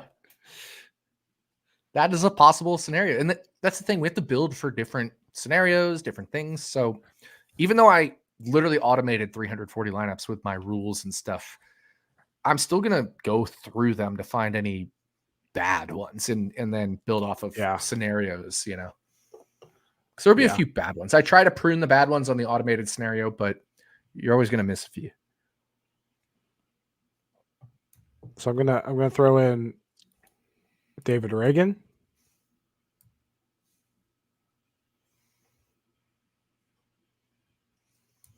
Ricky Stenhouse Jr. Actually, I'm going to cut out Reagan here.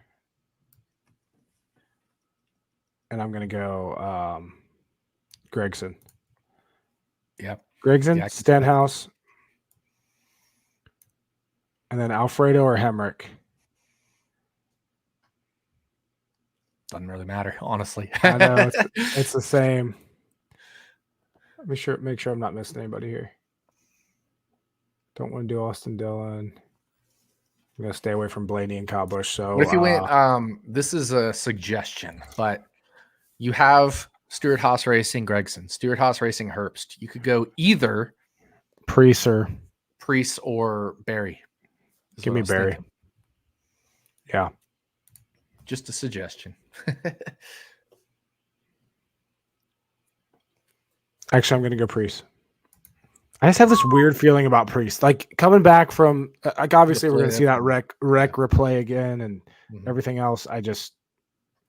Yeah, this is my root for chaos entry right here. Gilliland, LaJoy, Herbst. I like it. Gregson, Stenhouse, and Priest. I like it. It's good.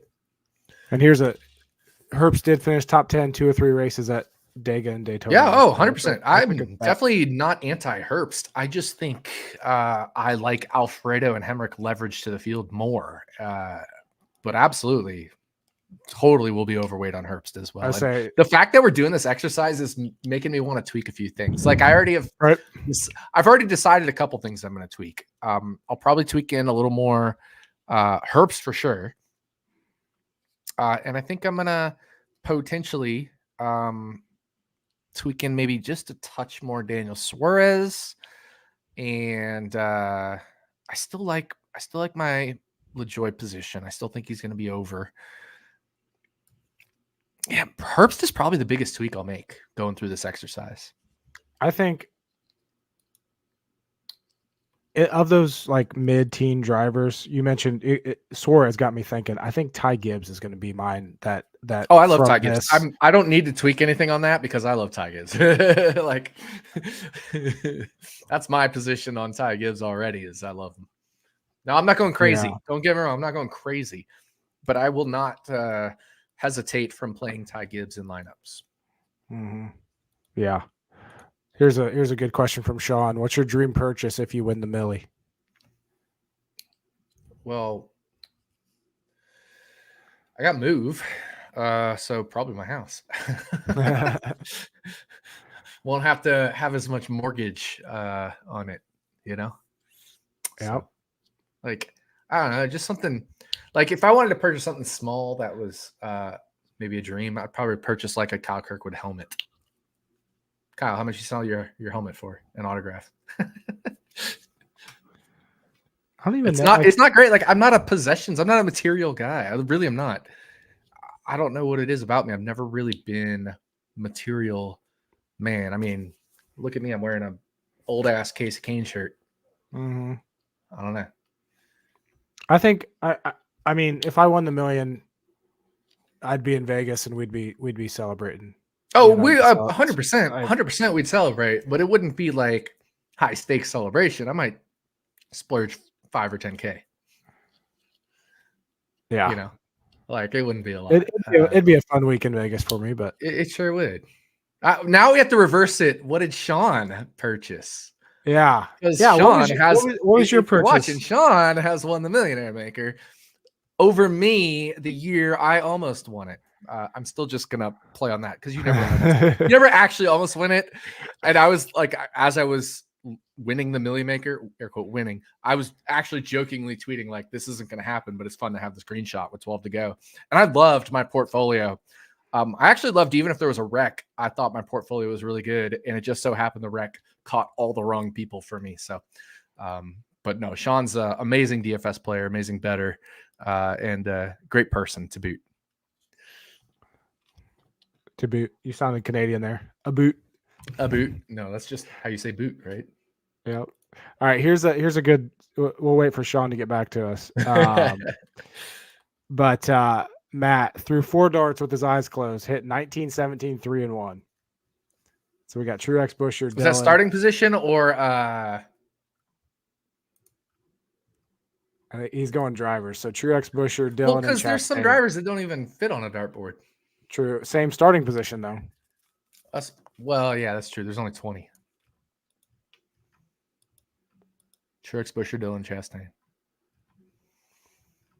Where's Chastain? Okay. There's a lot of forwardness. Yeah. So to me, yeah, you're filling this out with the lower price guys. This is like a Herbst Reagan build. This is like a Herbst Reagan. Yeah, just to be different than you, I'd go like Hemrick, Alfredo, or Hemrick. I've been gravitating toward Gregson quite a bit. Hemrick, yeah, I'm gonna go Alfredo. Truex, Busher, Dylan, Chastain, Hemrick, Alfredo. I don't hate that at all. Yeah, I think those top 4 can win it, and Hemrick and Alfredo just need to survive. So yeah, absolutely, it's fine, totally fine. But we could have picked any 2, starting in that range, and it would have been fine. Right. The idea was to make it a little less chalky, I guess. Yeah. You want to fill out one with those 4? You want to move on? No, because I don't like those 4. Okay. Right. Here's a good question. I know Daytona stack in the back. Also know that Blaney, Kyle Busch, Reagan is chalk. 15 bullets. You're not missing anything. Your analysis is spot on. Yeah. But the only thing, it's not missing. You know what the chalk is. Now use that knowledge to your advantage. So if you know that, what are some things you can do? So for me, if those guys are going to be chalk and it's stacked the back, you either got to play the lesser back, lesser chalk, or dive a little bit forward. And you can still include those drivers, You can include all three of them. You just got to find other ways to get creative. There's absolutely a scenario where Blaney, Kyle Busch, and Reagan end up in the optimal lineup. In fact, there's a decent chance. I mean, not like amazing, but if you do 0.3 times 0.3 times 0.3, right? That's like a 3% chance or something. Not 9%. And then, like 0.3 chance. I don't know. Whatever. I'm trying to math in my head while I've been drinking and I don't have a calculator in front of me. So, but you get the idea. Like, it's certainly a possible lineup that could end up winning $1 million. Hey, like, honestly, the most chalk lineup could win the $1 million. It may be split 88 or 297 ways, but that's just how it's going to go. If it's a chalk lineup that's split 297 ways, I can guarantee you I'm not winning the millie.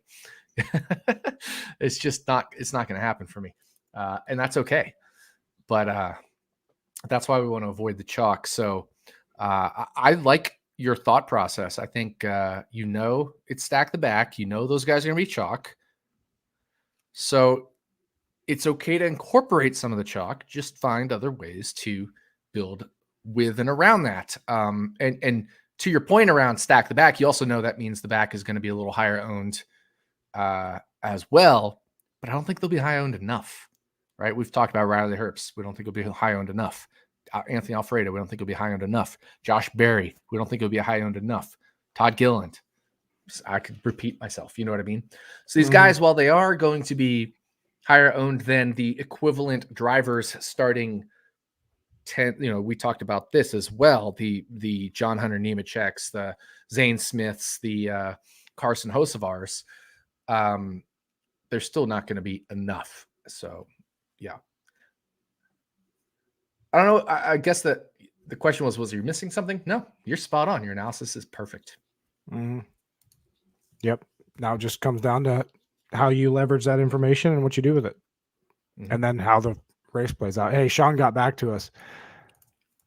Got an 89 Ford Bronco, traveled cross country and got it with my mom. Great trip. See, I wouldn't even buy a car. I don't give a shit. Like, I'm not a car, and I don't mean that in a negative way. Like, that's just me, right? You asked me, so my answer is no. I wouldn't go buy a car.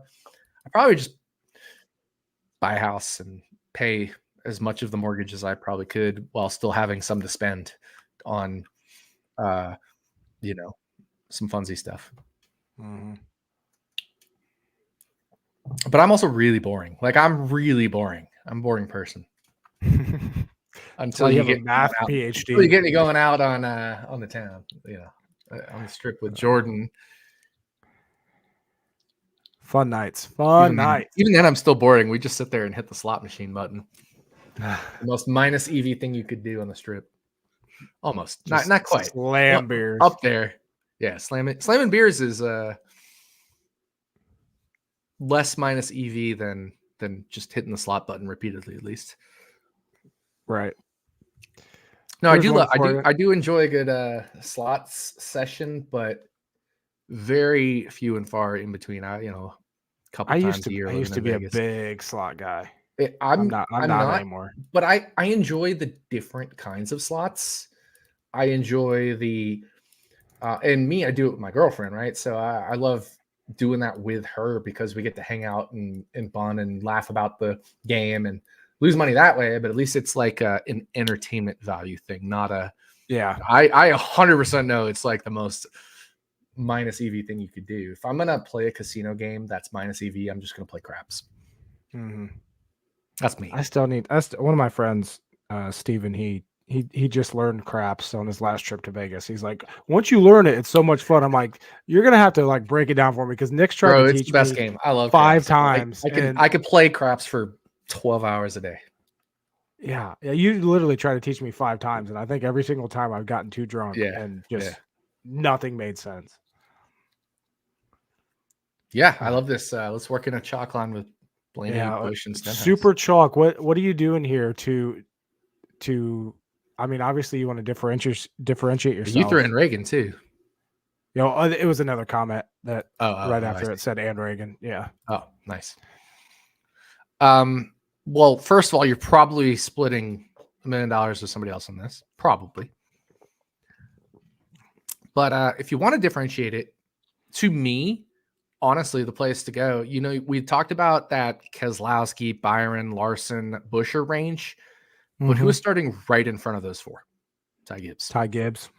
I love this build. If you're going to build this with Ty Gibbs, It's a way to trying get be 5 super really different. good. Or I mean, Reagan's not. I wouldn't say really good. Obviously, he's in the latter portions of a career, but like he's still good, and he's starting dead last. So this is a good way to get 4 really good chalky drivers with another good driver, an up and coming, amazing talent in Ty Gibbs.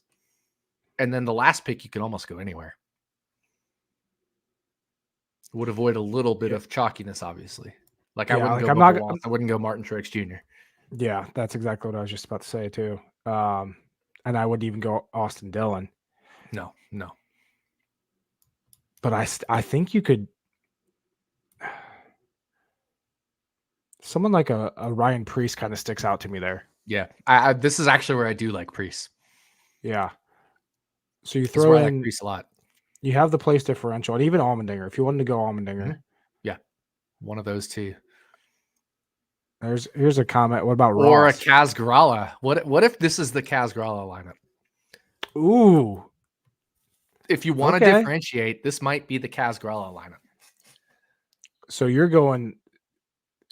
got the 4 chalk, and then you're going crazy low owned, but upside guys otherwise. Well, I don't think Ty Gibbs will be crazy low, but I think Kaz Grala is going to be really low.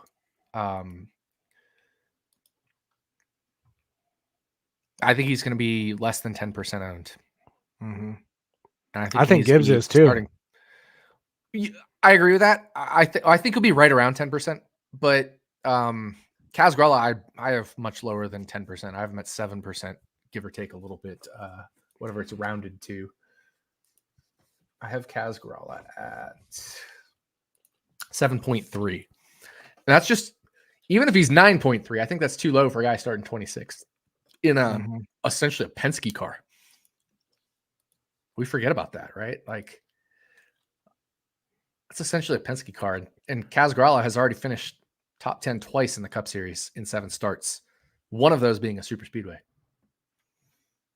So yeah, to round out this lineup, I would try to get the lowest owned mid-20s starter you can, and to me that's either Johnson or Grala. I would go Grala. And then Grala you got 3 spots worse. Yeah. I would go Grala here. This is the prime Kaz Grala lineup. Like, actually, this is the perfect Kaz Grala spot. If you're going chalky, you got to get Kaz Grala in it, I think. Mm-hmm. So that's next comment here. Let's see a Grala lineup. So boom, let's go. I love it. Great minds. Let's build another Grala lineup. Let's lead off with Grala. Leading off with Grala is great because you are already set on like not too far forward, so you can afford people forward, whether they're chalky. You're also low owned, so you can pick Ryan Blaney if you wanted. Like Grala is the perfect leadoff spot because you can do anything.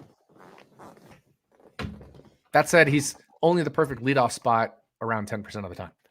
Yeah, we're not going crazy. We're not getting a ton of Kaz Grala here, but no, I do like him. I do like him. If you want to play him 15%, I have no problem with that. But I'm not sitting here saying play him 25% or anything. Yeah, that's way too much. But I mean, he's in a decent car. Those front row motorsports cars are good. He's a no name, and he starts 26. So his ownership is we're talking about this. Remember where I said I got to bump up my Herbst exposure? I think I'm got to bump up my Grala exposure. And I'm overweight on Grala, but I might have to do a little bit more. Might have to do a little bit more. Just a little bit. A little sprinkle more. Like manually edit a few of those to Grala when I peruse through the chalky ones. So where's your first instinct here to go to start out this build when you're starting with Grala? There's no instinct here on this. We could pick any driver other than the top 3 or 4. Right. Fuck it, let's pick Denny Hamlin. Yep. Like, let's just pick Denny Hamlin. He's a popular play. He has a chance to win Daytona 500. He could lead a bunch of laps. and then let's say Casgrella. Now we can go anywhere in the back, and it doesn't matter.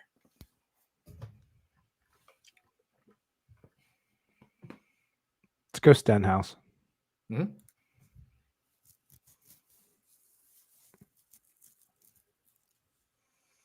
And I mean, if we're gonna go with guys that I'm a little too low on, we're just gonna go Riley Herbst. Mm-hmm.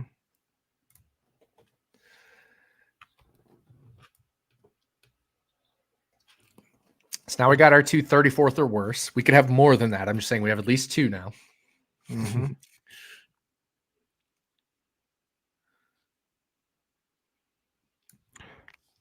I'm gonna roll.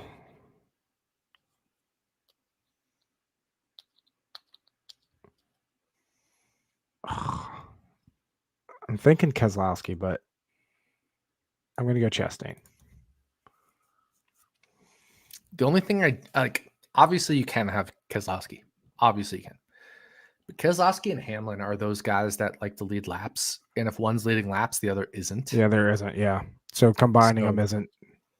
It's not ideal. Suboptimal. I mean, obviously, Hamlin could win and lead laps, and Keselowski could finish second, and they'll be in the optimal lineup. It's just a little, slightly negative correlation, slightly. Mm-hmm. But I like that Chastain pick. And this is the board's open here. I'm going to take you got 3 winners here and 2, low owned. I'm going to take AJ Allmendinger. He's going to finish third in this race, right? Or 6th, and it doesn't matter. He's still going to be in the optimal. I like that lineup. It's a good lineup. For a Gralla lineup, that's a good lineup. Yeah. And we played 3 big names in Hamlin, Chastain, and who's the third? Kyle Busch? No, Stenhouse. Stenhouse, yeah. Yeah. And then we played 3 kind of like middle to lower names. So I like that. So let's do a lineup here of I was thinking like all of like low owned but high ceiling guys. Like a full lineup of just those, but I think we're kind of doing that. Yeah. Let's see who have we not really. Josh Berry has not gotten enough love, even though we've done him a couple times.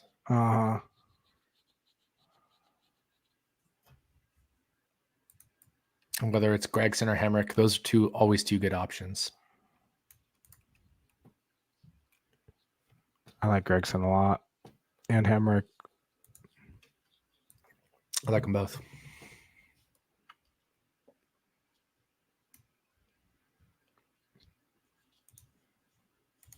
Like, I wouldn't even be mad doing a lineup like this. No, I wouldn't be mad at all. And then you just got to find the winner to clinch it off. Yeah.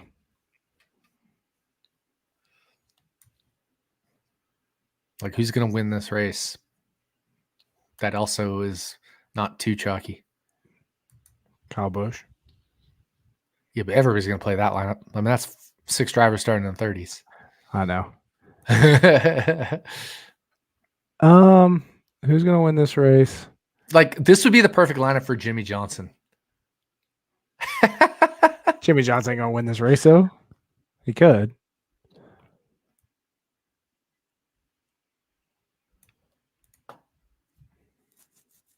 I don't know. That is a lineup right there. That is a freaking problem. Lineup. Is the other 5 are going to be in a lot of lineups, right? Like, even though they're in the back and they're lower owned, they're still going to be in a handful of lineups. Like, this is the first 5 are already a duplicated lineup, so I'm trying to find a way to differentiate from the first 5. And like, it almost feels like maybe it should just be Jimmy Johnson or something stupid. What about an Eric Jones? Yeah, Eric Jones. Like, I like that. I was going to say Eric Jones or Ty Gibbs. Yeah, a driver that'll like lead laps too. I would say Eric Jones. He can lead laps. So how many like Josh Berry Daniel Hemrick, Anthony Alfredo, we're not thinking of these guys that can win this race. How many potential race winner drivers do you think would be best to have in a lineup? At least two? Well, look at last year. We had 0. The bottom 6 were Ricky Stenhouse. Well, he won the race. I should say, if not counting guys starting in the back. Mm-hmm. But even then, like Stenhouse was still 30, 40 to 1, whatever it was. Allmendinger, Herbst, Pastrana, Suarez. Nobody thinks of him. Buescher at the time, nobody thought of him and really wasn't. He was the 6th most highest in points. Chastain. Cody Ware, Ross Chastain. Like the top, there isn't a cap to it. But I think over time, it's just, there's like a smoothness factor, right? Like sometimes there's 5, 6, 7 that could be in the winning lineup that aren't winners, and then sometimes there could be 3, 4, 5 that are winners, potential winners. So it's just a smoothness factor between those two ranges, I would say. Mm-hmm. But I don't think anybody was counting Riley Herbst as a likely race winner last year. No. But he ended up with the 3rd most DraftKings points. Same with Pastrana. Yeah. What car did Pastrana drive last year? The 67 for 2311. Yeah. I couldn't remember that. We got 2 lineups left to build. Nice. How about this? I want to get you. I want to see what you do with a Chase Elliott lineup. I was literally looking at Chase Elliott. I said, if I threw a dart, and I was like, I'm going to hit Chase Elliott, aren't I? Starting 5th. That's so wild. Chase Elliott. Yeah. Welcome in, Andrew. Yeah, we talked about FanDuel. They did what they had to do, and we should see some changes. We hope so. Yeah, it sucks. So here's the thing about a Chase Elliott lineup. It might be one that has potentially less carnage. Very often we see a driver starting toward the front that ends up in the optimal. Every time that a driver has started 5th and ended up in the optimal, he's also had somebody starting 7th or better in the optimal as well. So a little tidbit tidbit there. Yeah, that if we take somebody starting 5th, that doesn't necessarily need to dissuade us from another guy starting toward the front. And if we look at it, last year it was Bell started. He was the 9th highest in points. Logano started 3rd. 2 years ago, it was Cindric starting 5th. His teammate Blaney started 7th. They both ended up in the top 6 in DraftKings points. And then back in 2016, with Kyle Busch starting 4th, he ended up 9th in DraftKings points. And Hamlin started 11th. Edwards started 10th. Harvick started 9th. All ended up in the top 10 in DraftKings points. And then in 2015, Joey Logano started 5th. And Dale Earnhardt Jr. started 3rd. So, like, we could pick another driver. I actually think it almost favors picking another driver starting in the top 10 if you're picking Chase Elliott. So Matt read my mind here. Elliott Bowman. I was just going to say Bowman. Yep. I was just going to say Bowman, but I think that while I like that, let's look at the teammates here. Logano, Earnhardt were not teammates, right? Like, that's Busch and Edwards and Hamlin kind of were, but then you're picking guys starting behind them farther back, like 10, 11 ish. If Chase Elliott is leading this race, Bowman's probably behind him protecting him. Or exactly. So I actually want an opposite manufacturer in this case where they're splitting the laps led. So in that case, you almost want to go Denny Hamlin or Austin Cindric or Christopher Bell or Tyler Reddick, right? It's one of those 4. And I would say Denny Hamlin. Yep. Right there with you. 2 big name drivers, both starting top 8. Yeah. Man, this lineup's off to a start. Yeah. And you can go anywhere here. Now, do you go because the chalk still. Okay, so we need our 2 in the back, right? Like we need at least 2 in the back. I don't care. We just need a minimum 2 in the back, and then we can go anywhere else.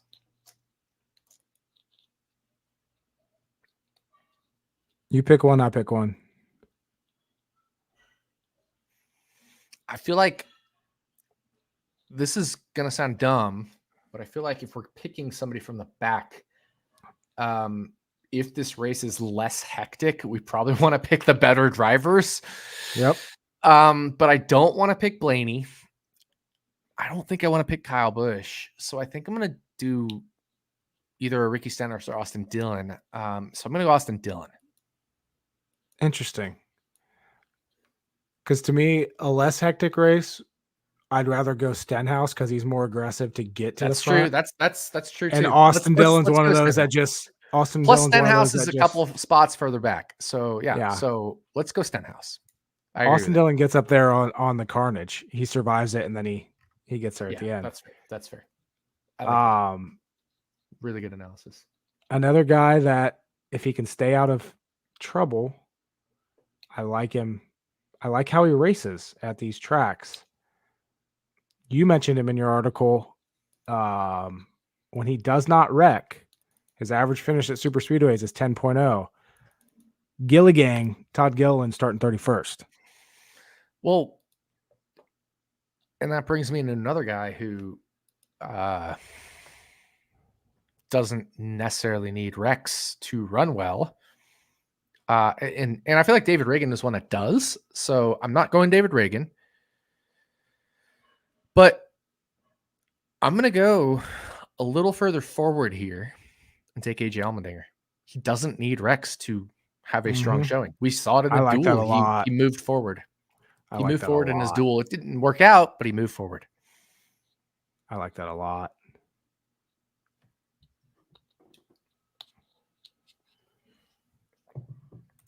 Capping off this lineup.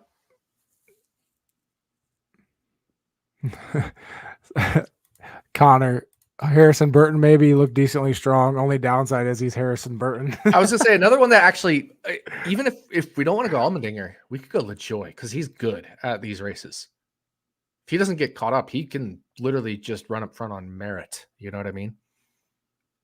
Do you think Allmendinger is one of those that gets through on chaos? No, he's good. They're both good. I think the issue is Yeah. it's probably not both. And I would rather as much as this lineup is something, we don't have a guy starting like really far back other than Stenhouse. Uh-huh. And I think, this is a lineup where we could see an Alfredo go from 39th to 14th and end up optimal. Yep. Just that kind of crap. I don't know. But also that we've also seen times where there've been 4 in the top 20 or top 23 or whatever end up in the optimal. So I don't know. Like if we stick Allmendinger, I'd almost want to go Hemrick for the teammate factor of it. Yeah, I like that. So you get another high 30s guy, plus you get the teammates. Mm-hmm. Yeah, that's I good. like that build. I like that. I don't hate that at all. It might be duplicated, I will say that, but it is what it is. Mm-hmm. You can't always have unique lineups. Yep. What let's see here.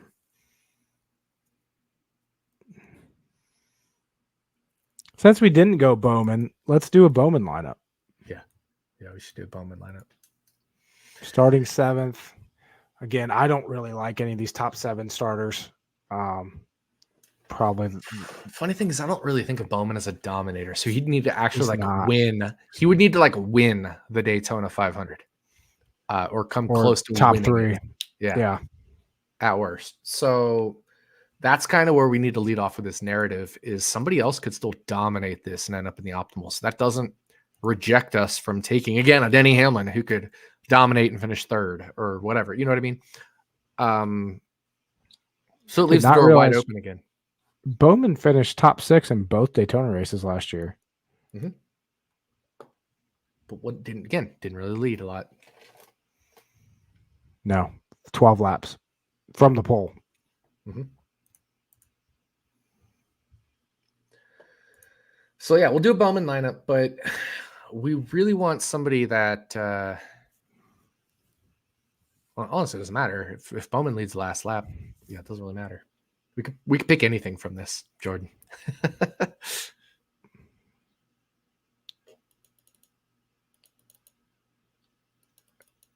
About Keselowski. Yeah, he's a guy that could contend for the win and lead some laps, and then maybe Bowman edges him out right at the end. I like that. You know, Kes led the most laps in the Daytona 500 last year. He pushed his teammate to the win in the Daytona summer race. Is it Keselowski's turn to break his 103 race winless streak? Mm-hmm. He always shows up for the Daytona 500. So let's throw David Reagan in there. Yep. Pushes Keselowski, tries to push Keselowski to the win. Maybe unsuccessfully, and Bowman wins. Do you think you got to have Buescher in there as well? No, I don't think so.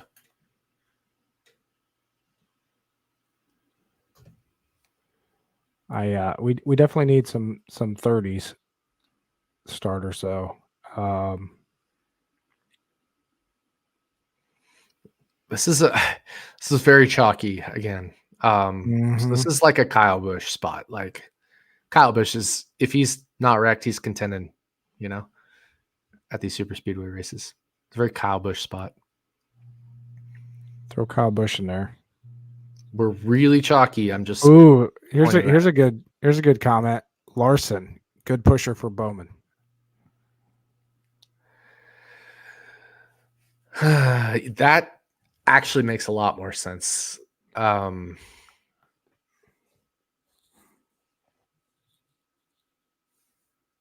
I like that. Or Byron. It doesn't matter which. Yeah, maybe Byron. Byron. But Larson's probably lower owned. Yep.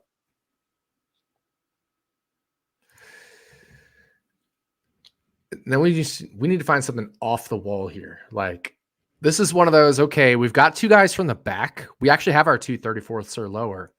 So I was going to say, yeah. So this is one where we have one of the rare ones where we have a bunch of guys starting further forward. But instead of Ty Gibbs, like,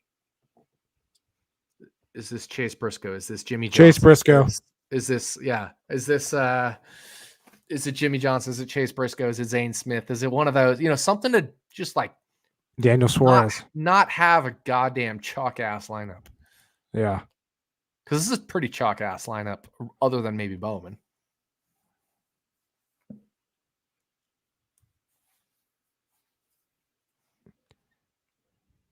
Kaz Grala. Yeah, that's comment here. Kaz Grala. Yeah, another Kaz Grala. I didn't even. Yeah. I don't have the chat or anything like that open or access to it, so that was great minds again. Yeah, Matt also said Pasta or Hemrick to finish, but is that too chalky? Yeah, that's pretty chalky. Like, as much as we think those guys are going to be under owned, they're still going to be owned because they are in the 30s. Yep. That is definitely I mean, just looking at starting positions, I don't hate the build. No, I don't hate the build either. Is this my go-to build right here? Absolutely not. No, not at all. No, but what about like Josh Berry? That's a little more comfy. Yeah.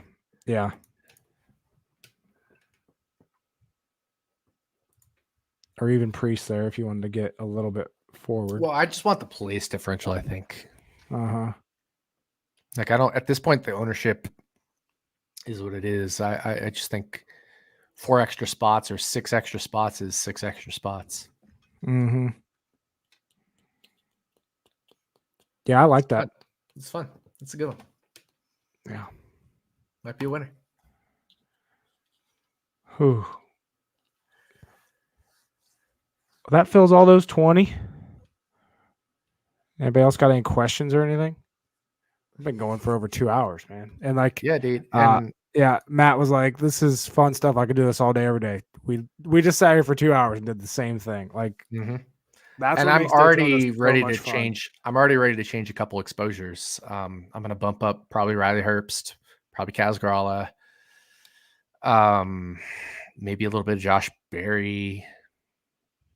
Like I'm already high on Todd Gilliland, so I don't need to extra bump that up. But yeah, it's interesting. It's a very interesting experiment. I'm very interested to see how those 20 lineups do, because that's all the same contest. Yeah. You have to let us know how that goes, because that's an interesting range of lineups. Oh yeah, I need to we do built everything like from ownership. stack back to 4 in the front almost. Yeah, there was a couple there I was doing at the beginning just because I was bored and I was just filling stuff in. Mm-hmm. But most of them, these are what we built live on stream. So yeah, I'll tweet these out, and we can track to see how they do. Nice, I like it.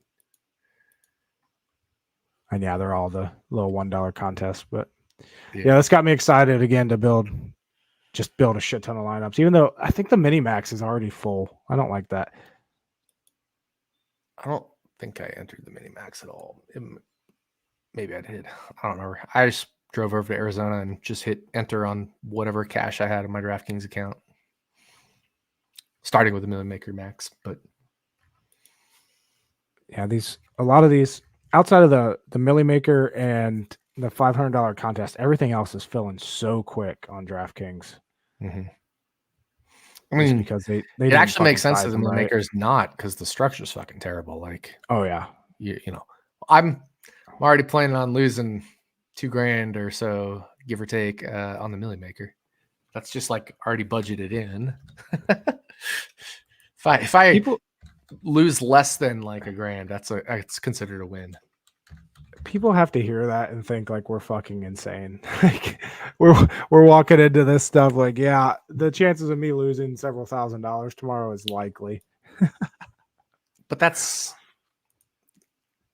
for a single event. If you did this event 10,000 times or whatever, lots of massive repeated times, I do feel like I would end up profitable, because the hold or whatever, the rake is the same as around the same as all their other rakes, Mm-hmm. And I've been a profitable DFS player for years. It's just one of those things where it's not going to show up in a 1 race sample or even a 5 race sample if you do it 5 years in a row. Yeah, and like me, I have no interest in playing or max entering the milli. Like, I just have no. I don't want to do it. I want to win $1 million, and I don't care if it. I'm not. I guess I'm not confident enough in my. Like, when I build 150 lineups for like when I like playing the mini max. I get so aggressive. Like I will focus in on my main build and just stick with that and go with a bunch of variations. That's a good thing for the Millionaire Maker. Do not convince me to max the Millionaire Maker, because I will, and I'll go like 100% Gilliland. I think I did that the year that you were winning it with like 12 laps to go. I think I was 80% Gilliland that year. Yeah, when he wrecked. No, I was definitely high on him. I think I was in the 40s. Yeah, I think I was in the 40s. Gilliland and Harvick, we were both heavy on him. And that's we loved Harvick. Like, for whatever reason, people were just down on Harvick at that point in time, and I think because Stuart Haas had just come off a bad year or something. But I don't know. I know I'm going to end up needing Blaney to not be Blaney. That's another thing I'd do is like I would take if I max entered the Millionaire, I'd go like 10% Blaney. I would do it, and I'd say fuck it. I'm close. I'm not yet, but I'm close. Like right now, my current Blaney build is very underweight, but not 10% owned underweight. Mm-hmm. Because that's, I mean, if he's above 50%, that is definitely, yeah, I'm definitely considering it, right? Like, especially given the current state of things in the Cup Series, it's everyone's close. JJ Yaley hung with a pack in a New York racing car. BJ McLeod almost led the race in a BJ McLeod car. Like a BJ McLeod car. Yeah, I don't even know what to call it. Live fast or whatever it is. That's the state of NASCAR right now, the Cup Series, and that's a good thing. Mm-hmm. So if those guys can do it, it's a pretty level playing field. It doesn't. It makes me feel better about going under on Blaney, because even in a non-chaotic race where he survives, he could finish 14th, and that's not good enough, or whatever, 18th, and not good enough. That's true. Because if you and that's another side. Like, he doesn't have to wreck out. Yeah, he doesn't have to wreck out. He just needs to not finish inside the top 14 or so. Like, yeah. What's his threshold that he needs to get 47 points? He's starting 32nd, I think it is. So what does he need to get 47 points? I'm trying to pull up I got the chart in my I was going to say, I think you have the chart.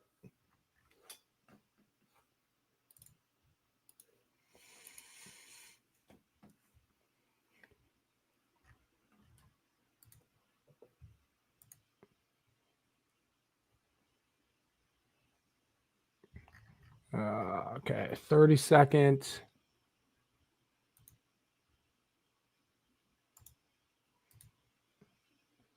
You said to get to 47 points? Mm-hmm. 14th. Yeah. And then let's say he has a few fastest laps and a few laps led. Like, to have the bare minimum cash threshold, not cash, like optimal threshold, the bare minimum, right? We're talking like he probably needs more than 47, but like, to bare minimum, probably needs a 16th place finish. And even if he finishes the race, there's a chance he finishes outside the top 16. That's like bare bones, bare minimum, right? Like, even if that happens, even if he finishes 16th, probably still not ending up in the Millie lineup, that kind of thing. That's true. Man, we're just getting to the point. I'm just going to be 0% Blaney. It's one of those things where you do it long enough, it's enough leverage. It's possibly worth it on a high upside format. Brandon, you guys are it's almost like a satellite, right? Like, it's almost like a satellite, right? Where Kyle Larson, like the satellite I always remember was the Coke 600. Kyle Larson started in the fucking rear. I think this was 2015. Started in the rear, and I'm like, okay, he's gonna be like 85% owned, so I'm just not gonna play him. Yo, appreciate it, Brandon. these were the previous comments from Brandon. Holy shit! That's funny. You guys are still live. Hell yeah, let's go. No, it's one of those things where, like, it's like a satellite, like that 2015 Coke 600. Larson started way in the back. I'm like, he's gonna be 85% owned, so I just won't play him. And now, of course, it's a lot easier when you have one lineup and you're just not playing him in one lineup, and you get 80% leverage or whatever, because Blaney's not going to be 80% owned, but Blaney's going to be 45 to 55% owned, I would guess, in that neighborhood, probably lower than 55, but let's say 42 to 50. Let's say 42 to 52, because I think I actually have him at 53 or in that neighborhood, but you get the point. Like, if optimal is 35, that's only 15% leverage or so if you're playing him at optimal. And you get 30% leverage if you're playing him at 20%. And you get a whole hell of a lot of leverage if you play him 0%. And half the time, you're going to be right. More than half the time, you're going to be right. I like that thinking. It's just, will you be right today? Right. Yeah. Is everything is luck in your favor? That's such a big aspect of these. One thing you mentioned, speaking of like wrecks and everything, you said you like the under 8.5 cautions. Yeah. Bet. Can you explain again why? It's just, so we call these restrictor plate races, but they're not actually restrictor plate races. They're tapered spacers races.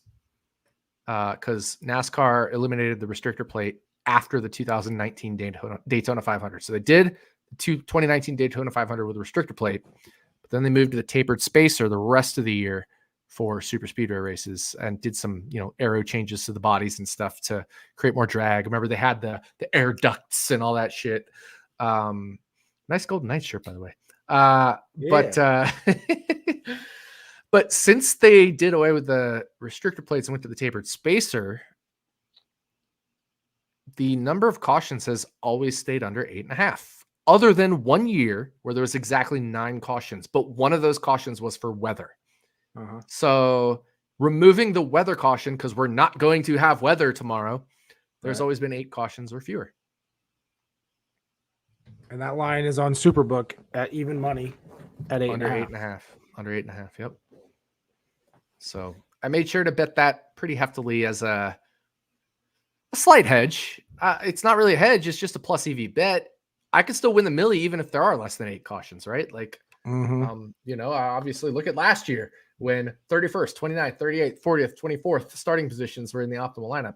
That's a very me build that could end up in the optimal lineup and still come in under 8.5 cautions. So I think it's a plus EV bet and in a way a natural hedge in case we get one of the years where 16th, 5th, 7th, and 10th end up in the top 7 point scoring positions, which was 2 years ago. So, yeah, just a little thought there. And then 9th, and then I'm gonna have to hit that bet for sure. The under 8.5 cautions. Yeah, I mean, I think it's a plus EV bet. Obviously, not gonna win every time, but definitely was a very comfortable bet for me. And like you said, it can be one of those where you hedge. If you're rooting for chaos in DFS, if I get 9, double up your money. If I get 12 cautions, I'm probably happy. Probably not guaranteed, but probably happy. Depending on who the cautions happen to, but probably happy because it allows those guys in the back to potentially move forward more and easier. And so I'm willing to throw away whatever units I throw on it to have a better chance of winning $1 million. But I don't feel like I'm throwing away that stuff. It's more just like I lost my plus EV bet. So it's the natural hedge we talk about. There's ways you can have both plus EV in DFS and plus EV in betting and then be against each other, but be natural hedges. And then you can also have it where everything goes wrong and you lose everything. Oh, that's a very, very possible outcome. Yeah. But yeah. All right, Matt. All right. It's almost 10 o'clock. I don't got anything else. You got anything else? It's almost 7 o'clock. Oh, yeah. I got time to tweak these lineups all night long. No, I will be doing some tweaking. But we'll see. Yeah. Thanks everybody that stuck around. That stacked some Denny's with us. Yeah. Nick, thanks for coming on. Of course. It's a good time. Good luck in the millie. If one of y'all wins the millie, make sure to tip your dealer. Tip your dealer. Oh, it's gonna be fun. Monday night race or Monday afternoon race. Going in tonight. It's gonna be a good race. I just have a feeling. Who's your pick to win? Bubba Wallace. Right? So my stacking Denny's pick again. If you're just getting ready to head out, my stacking Denny's pick was William Byron. That was a total random pick. My actual true pick to win, Bubba Wallace. Have you bet on him? No. I need to find him at 20-1 because I'm pulling up my calculator right now. 40797. Oh, I don't have him at 20-1. I have him 3-1 to win. So if I can get him longer than 20-1, I'll bet on him. But I might just bet him 20-1 for funsies because that's who I'm picking.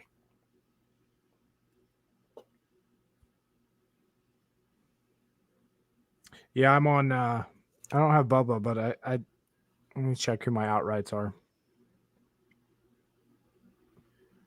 I love my Truex Stage 1 and Stage 2 winner bets. at 20-1. I like those. Definitely like those. And I got Truex at 25, Busher 28, Cindric at 40, and Kyle Busch at 18. Those are my outrights. Man, this feels like a Toyota race. Like they're so good right now. They're so good. Hey, I'll take Eric Jones top Toyota and call it a day. Yeah, I'll be happy. That would probably break me even.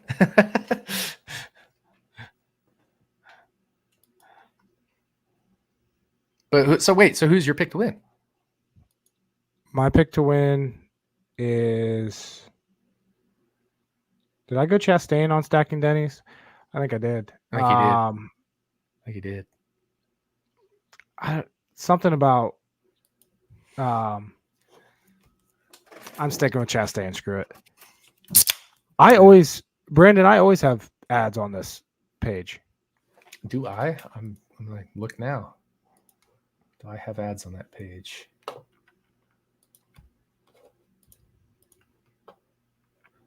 Is that just the contest page? Yeah. No, I don't have any ads on that page at all. Never have. Why do I have ads? This is bullshit. Maybe it's the state you're in. I don't know. I've literally never seen ads on that page ever. In a decade. More than a decade. Is it because I barely played DraftKings last year? So like my volume was low enough that. Well, I didn't play DraftKings other than the Millionaire Maker last year and maybe one other race where I was out of state, right? Because I'm in Nevada, so I always have to drive across state lines. So like my DFS days are mostly done. I just try to win $1 million here and there at this point. Yeah, I can't think of the last time I haven't seen ads on this page.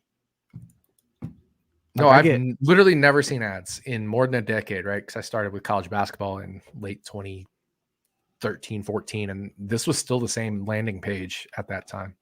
I think I even get ads like in the lobby and shit. God dang. Never seen that.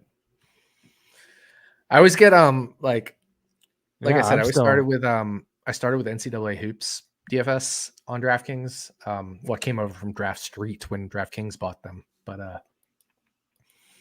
started with like NCAA hoops in like 14 on DraftKings, and I've never seen ads on this website ever.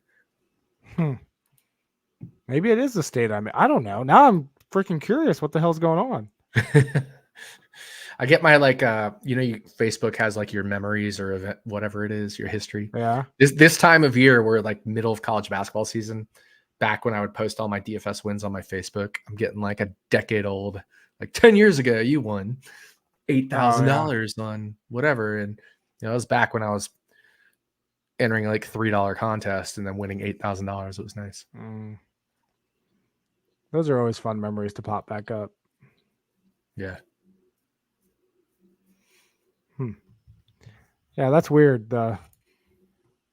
Yo, Brandon, good luck to you tomorrow too, sir. I hope you have a very successful DFS day. Brandon will be stacking the back tomorrow.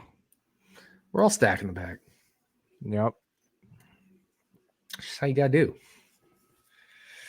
And sprinkle the front. Sprinkle the front and mid the mid. Mid the mid. I don't know. I mean, like this is the year I've had the least opinions on front and mid. I'm so over on Herbst, Hemrick, Gregson, Alfredo that it doesn't really leave me a lot of room to have opinions on the front. And like you said, I don't think we need to, because the way this slate's playing out, I think we're gonna just have to grab the leverage of those guys in the back and everything else will fall into place. Leverage, everything else, like you said, just falls into place. Too many people will have Chase Elliott. Too many people will have Denny Hamlin. Too many people will have Larson, Keselowski, Byron, etc. Right? It's like once you get past that Larson, Keselowski, Byron tier, then you're in the mid, and then there's not enough in the ownership in the back. Yep. And then you just got to hope somebody takes out the front of the field. We've seen it plenty of times. It's not like it'd be a big surprise. Yeah. All right, dude. All right. Thanks for joining us, everybody. Everyone. See you later. Good luck losing to me. I'm just kidding.